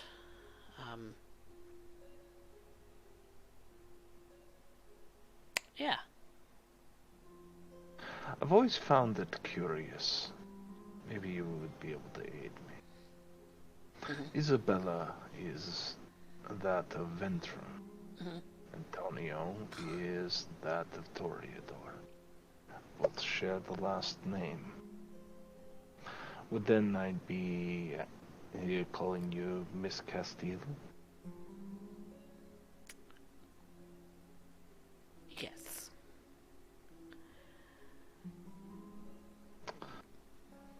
I am led to believe that there is more relation there than simply last name. Isabella's his ex.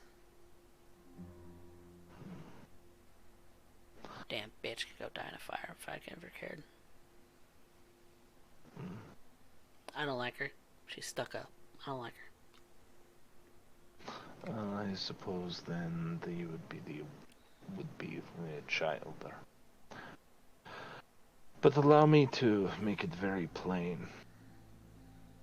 If you don't know what you can do to end up assisting this, I am going to be very concerned. So I need to know, Carlotta. Are you on board or are you running? If you are running, I can get you out of the city by the end of the night. No goodbyes, no nothing, just you disappear. You start your life in some other city, hoping that the Camarilla won't come there next.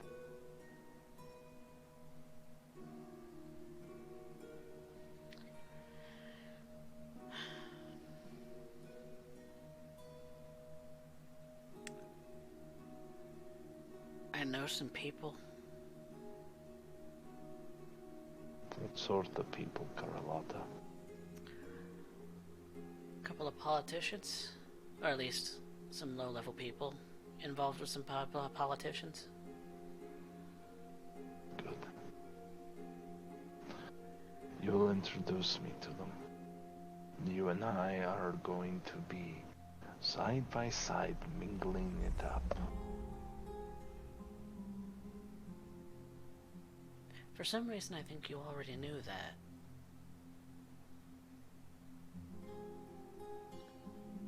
It's a hunch, though.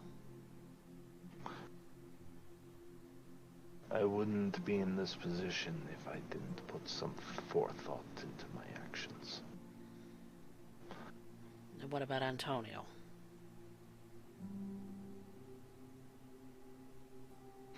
You're concerned. Well, yeah. Antonio was already approached. Him and Clovis were struggling, and then a third came in. He has already been ousted from the situation.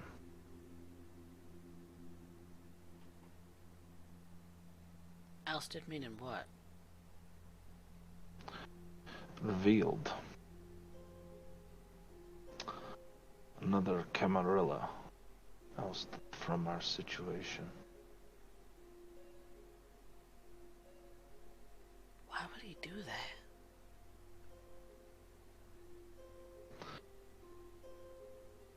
I do not know, but Suffice it to say, at this point, I will be speaking with Antonio soon enough. Oh, they gotta have some blackmail on him or some shit. Antonio will be fine. Like I said, it was the other party that was involved who was Camarilla. With him, I have no idea. However, Ashley was proven to be a Camarilla. John Bell was the head who found Camarilla. Then one Dr. Anderson was found to be Camarilla, whose true name was Kyle A. Calhoun.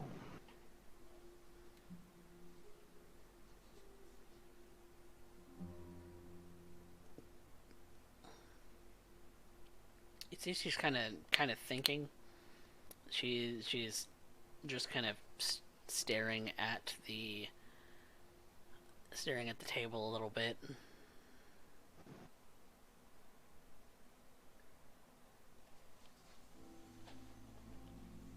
I don't know what to say. You don't, I know. I was like you once. But Doesn't to be make fair, any sense. Carlotta. Well, go on. What? I don't understand why they would do that. I don't... Like... Ashley Sanderson has always been a stupid motherfucker. But I've always been shot down because I'm a baby or some shit. Perhaps. Perhaps you don't know what you're doing. Maybe Perhaps I you're don't. still learning to crawl.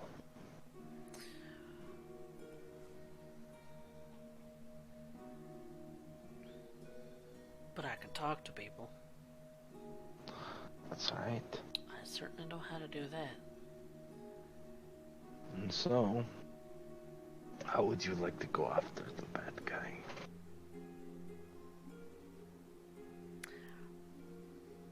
I don't know.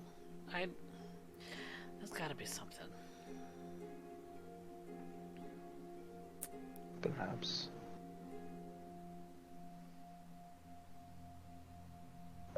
Amber's always Carlotta. been kind of a rival to me, and Velda's just... Ugh. At this point, the inner rivalry of Clan Toreador interests me only as long as it ends up involving the Camarilla. Your internal squabbles have nothing to do with this current situation. Oh, don't get me And wrong, I can work with them. Just hate to do it. I have to ask, why is it that Baron Delgado was the only Toreador in this entire city who maintained a certain level of class, and the rest of you all seem to end up shooting off at the mouth? Often such language, such vulgarities, it almost makes the Toreador look ugly.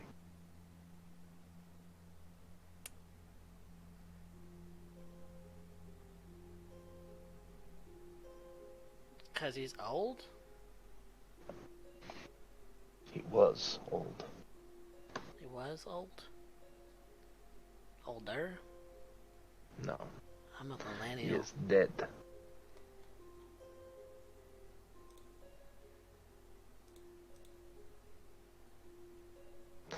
Baron Delgado is no more. That is Yeah, I'd heard a about shame. that. That's why you're in that seat, right? That's right. And most of them think I'm young. Speaks volumes, doesn't it? So, tomorrow, I want you to get in contact with a few of your friends. And we're going to dance the night away. Find a gathering. Share a few cocktails. Swap some stories. Entice And get one or to two. know one another.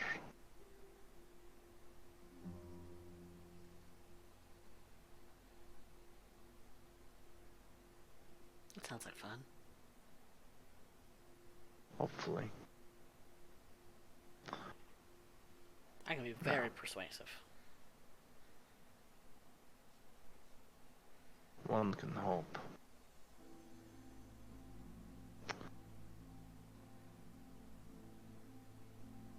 Which reminds me, when you have talked, do you talk to them one-on-one, or do you tend to do, how shall I place this? Large social events? I usually go to social events. And I described to her a man fitting Lake Calhoun's description.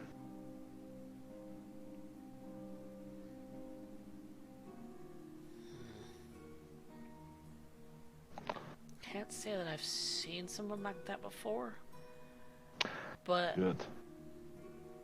that doesn't really mean anything because there's lots of people who are all types. So. Yes, well, this one specifically is one I am looking for. Because I need to keep him wrangled. So, you have tonight to get your affairs in order. To know that you are in for the long haul. And you and me, well, I can certainly use your assistance in this one matter. And then I think that would make us quite even. Wouldn't you agree? Yeah. And then it would only be title, which I intend to relinquish to the vote of those who end up maintaining this domain. If they would not want me to continue as Baron, then so be it. But if they do, then it was a barony choice, not made in times of war, but with the anticipation of a very boring couple 100 years.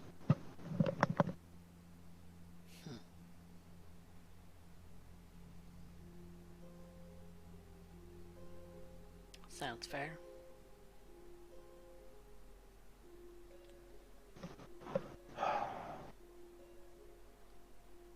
I have high hopes for you, Carlotta.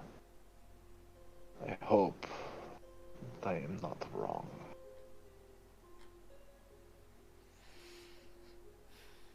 I don't want to disappoint. I hate Then being a I- disappointment.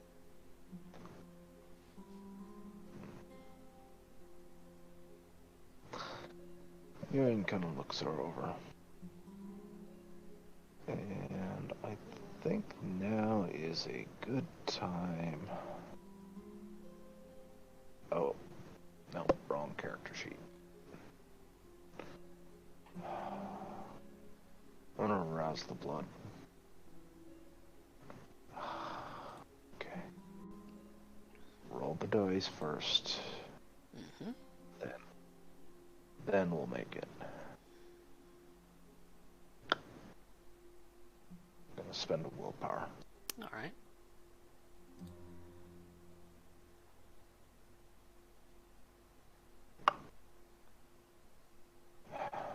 And what exactly are you looking into insight for? This is premonition. I'm trying to ascertain Carlotta's loyalty and where she might really thrive, where this one kindred no one's looking at, where could I place them that when the time's right, when the pin is pulled, she can make all the difference.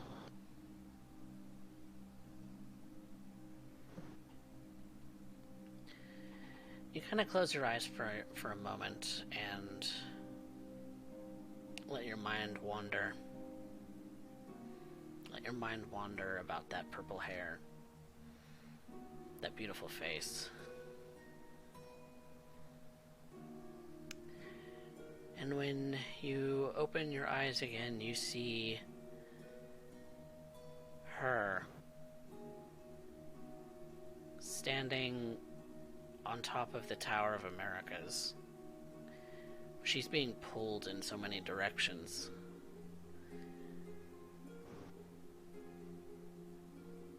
There's a man in white pulling her one direction. There's a man who looks like a rose pulling her in another. And then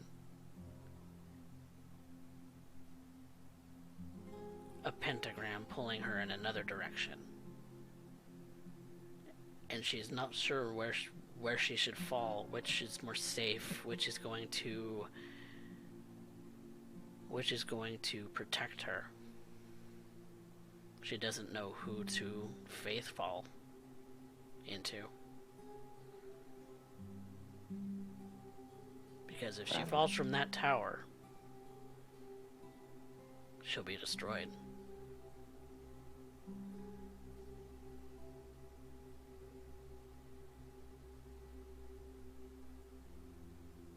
He opens his eyes.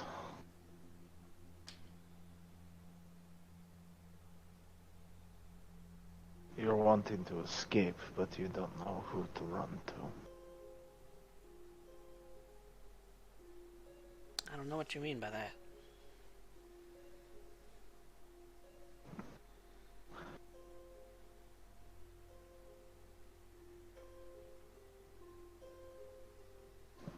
What makes you think I'm trying to run?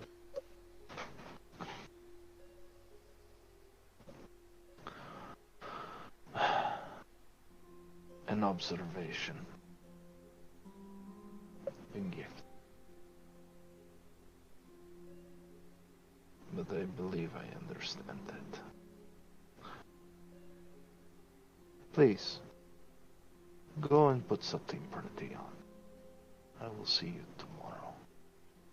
And I hope that your talents are more beautiful and well ironed than anything you could potentially wear.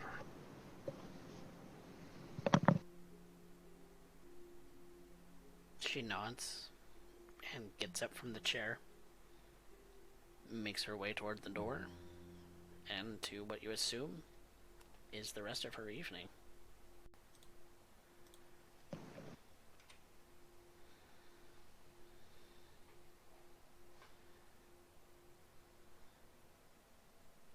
I did miss this, you know. Truly, I did.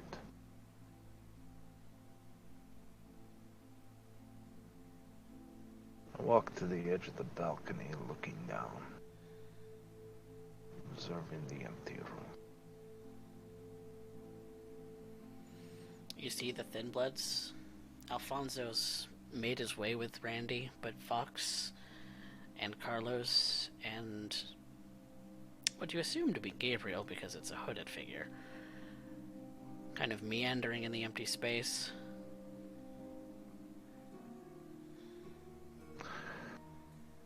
Cleaning up. So, Urien lets his voice ring out. And they all look up to you.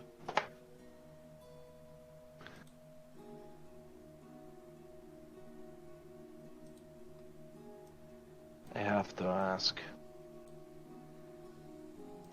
what are your thoughts? While I may listen to those that have power, the reason lies with you.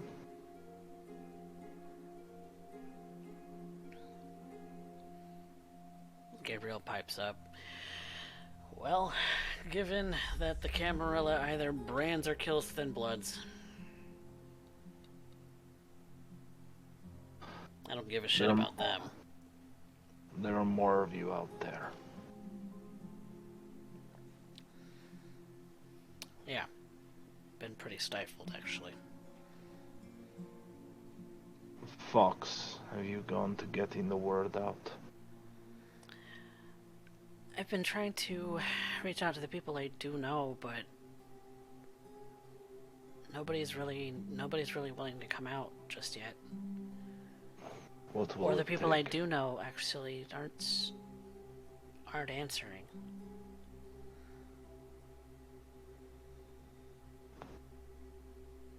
Get me the locations. I will have it investigated.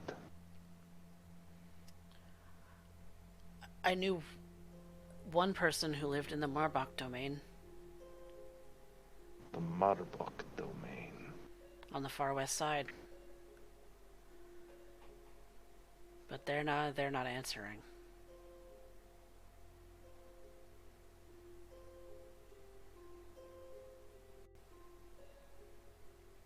Thinks about it for a moment.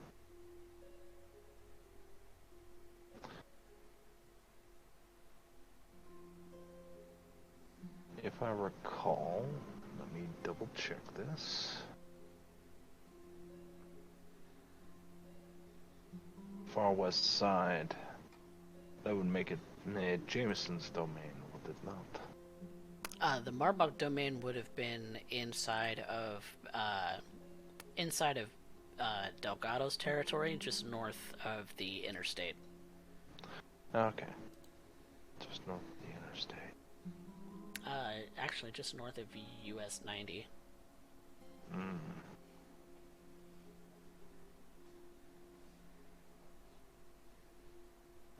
I will have someone on that. See about your friend. We're all missing people. I need people who are accounted. I've heard it's rough territory. I It haven't is. been wanting to go myself. You will not. I'll have...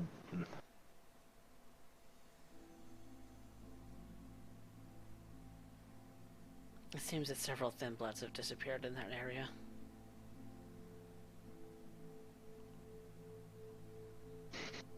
Either visiting or lived there, I don't know. Very well. He walks down the stairs as he listens. Then I will attend to the matter. And if I must, I will do so personally.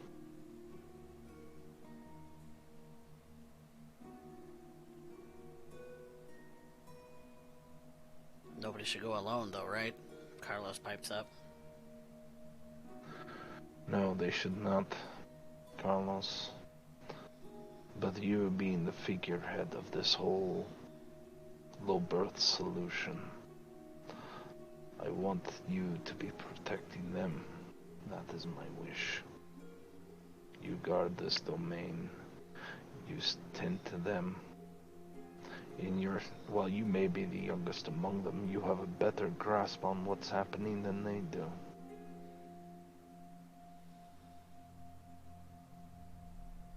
They have not had the privilege of an education when it comes to the night. Fair enough. Been kind of lucky in that regard, I guess. Which reminds me, he goes to the prophets of the Club Lush and trims a what he thinks he can get away with, and places it on Carlos.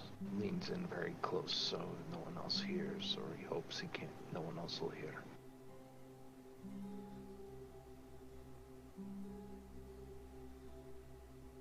Take care of your baby girl.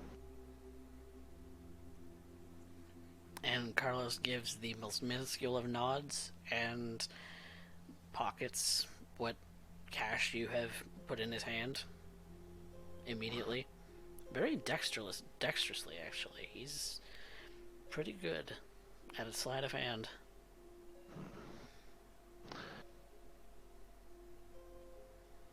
Fox, have you fed recently?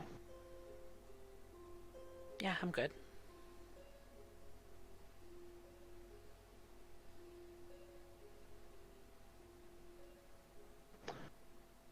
Gabriel, I'm under the impression that you do not wish to witness this.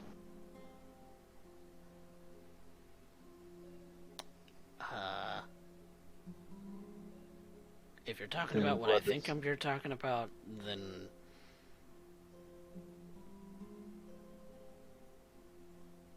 no. Then, with all due respect, I would ask that you leave the room.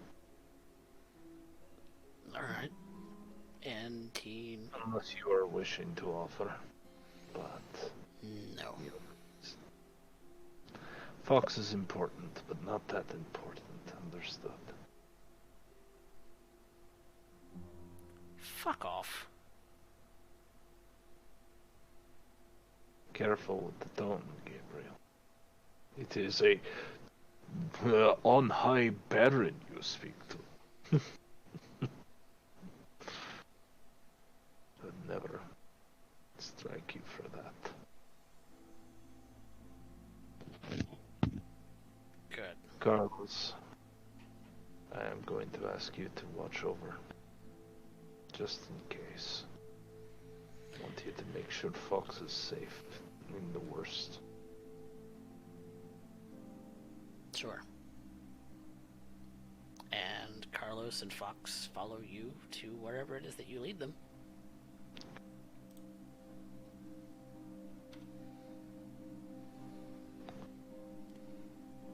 You know, every time I feed on Fox, I almost tremble.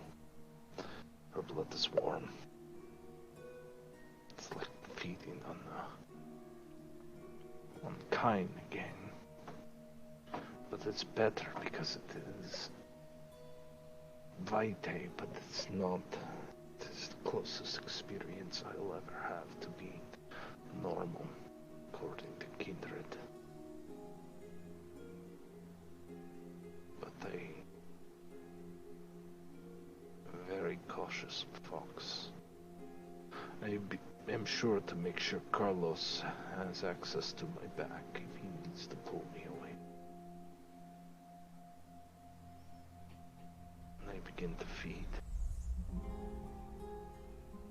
warning them that I will be drinking deeper than expected. But if I go anywhere near far, Carlos is to remove me immediately.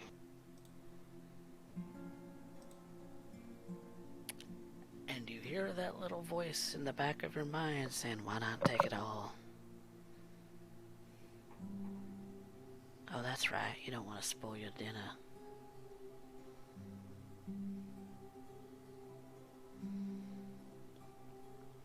You know, the difference is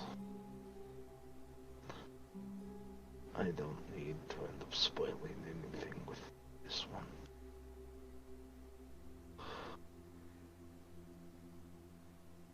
I will take my fill. And I do not need to worry about killing them. Drinking from warm corpse.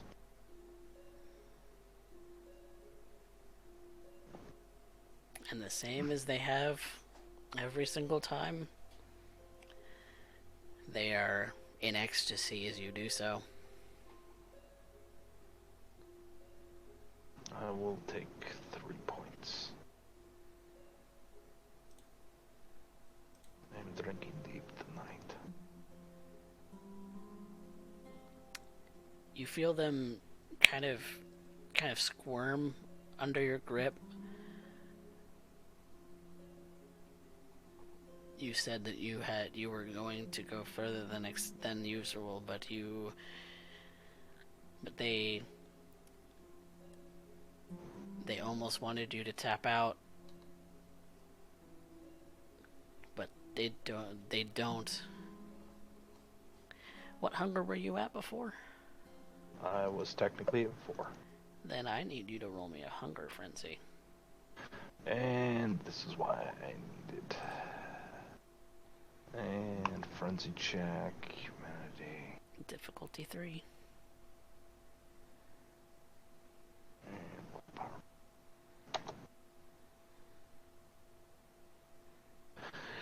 Any modifiers? If you want assistance on this roll from Carlos, he won't be able to pull you off if you fail. Okay, yeah, we're not doing that. I fail. Alright. Then Carlos has to try and rip you from Fox's grasp. I'm assuming that is a strength brawl versus strength brawl. And you're going to be at a +2 because you have your teeth sunk into Fox and you won't let go. No, that wouldn't be a +2. That would be a... Remember, you're at a -2 for trying to bite, and then it's no longer a -2 before that. Wouldn't it? I guess it's a straight roll then. Yeah. Trust me, if it was a +2, biting would be the thing I would be doing all the time with a brawl character. It's like, once you bite, you're good. Yeah. Alright. Yeah, this is Carlos. He wraps around an arm under and around your neck and just rips you away from them. And thankfully, Fox doesn't bleed out because they're a thin blood. But you also notice that they look very hungry. They're pretty close to empty.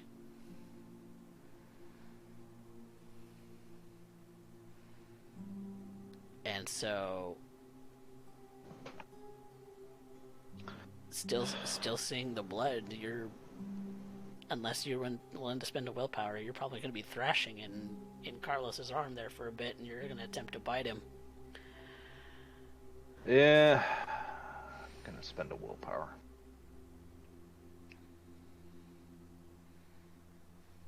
Okay.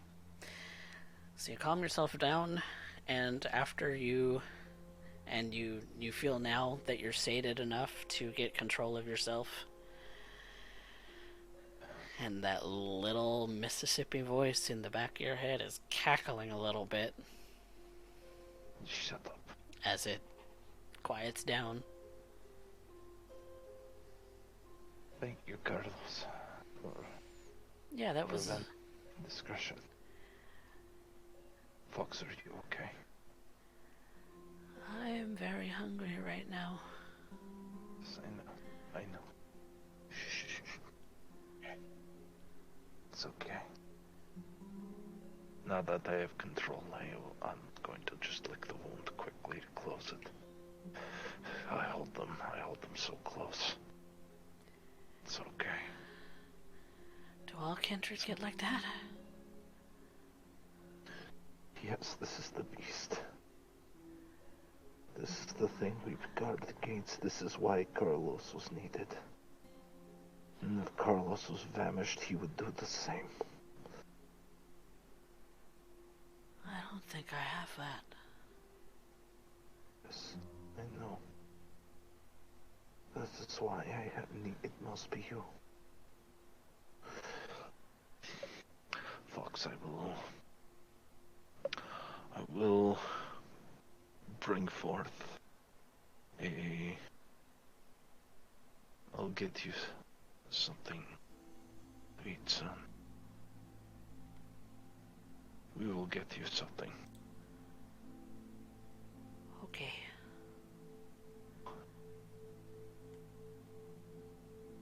Your loyalty is appreciated, and it will not go unrewarded.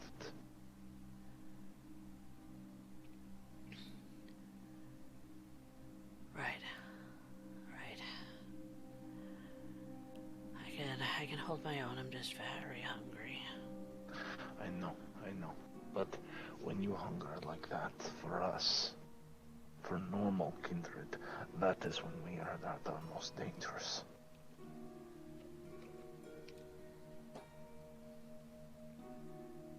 I guess I'm just very different. Your blood is very thin, young fox.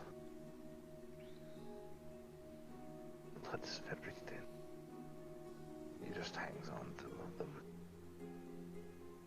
and looks over at his child, Carlos, nodding in approval. He kind of just gives you a nod as well.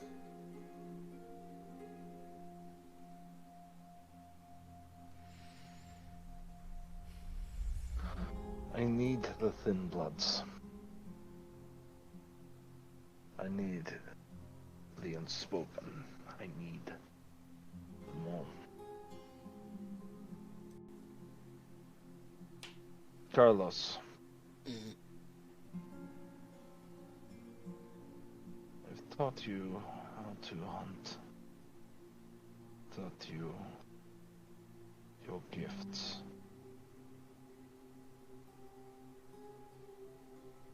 Now I am curious. Are you ready to take it to the next step? This will no longer be a safer path that you walk. But know that if we do not win, that which is closest to you will be lost. And I refuse to allow that to happen. I don't want that to happen either. And let us speak of it as we go and get Fox something to feed upon. Stay in this room, Fox. We'll be back shortly. You will feel right as rain.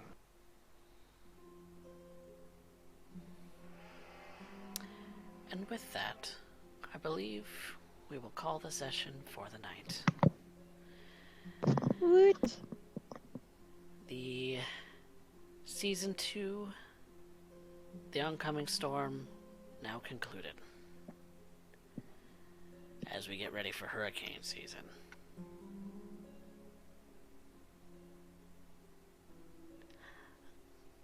Unless there's other scenes you wish to play. It's been a long day so far.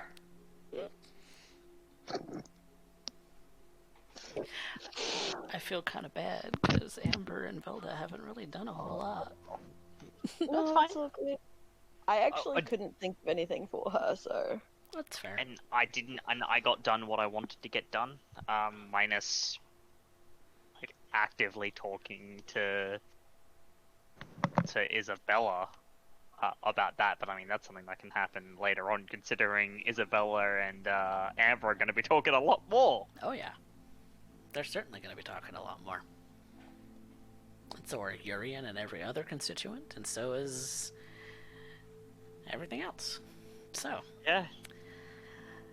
thus My concludes thought is, Season 2. you know, my thought is, how the hell am I gonna swing this? Ooh boy. Oh boy. Oh boy indeed. Well, thank you everyone who came out and started watching. Thank you for clearly false for the follow. Thank you so much. We'll be back next week with Season 3, Hurricane Season. And it's only gonna get more dangerous from here. Say goodnight, everybody.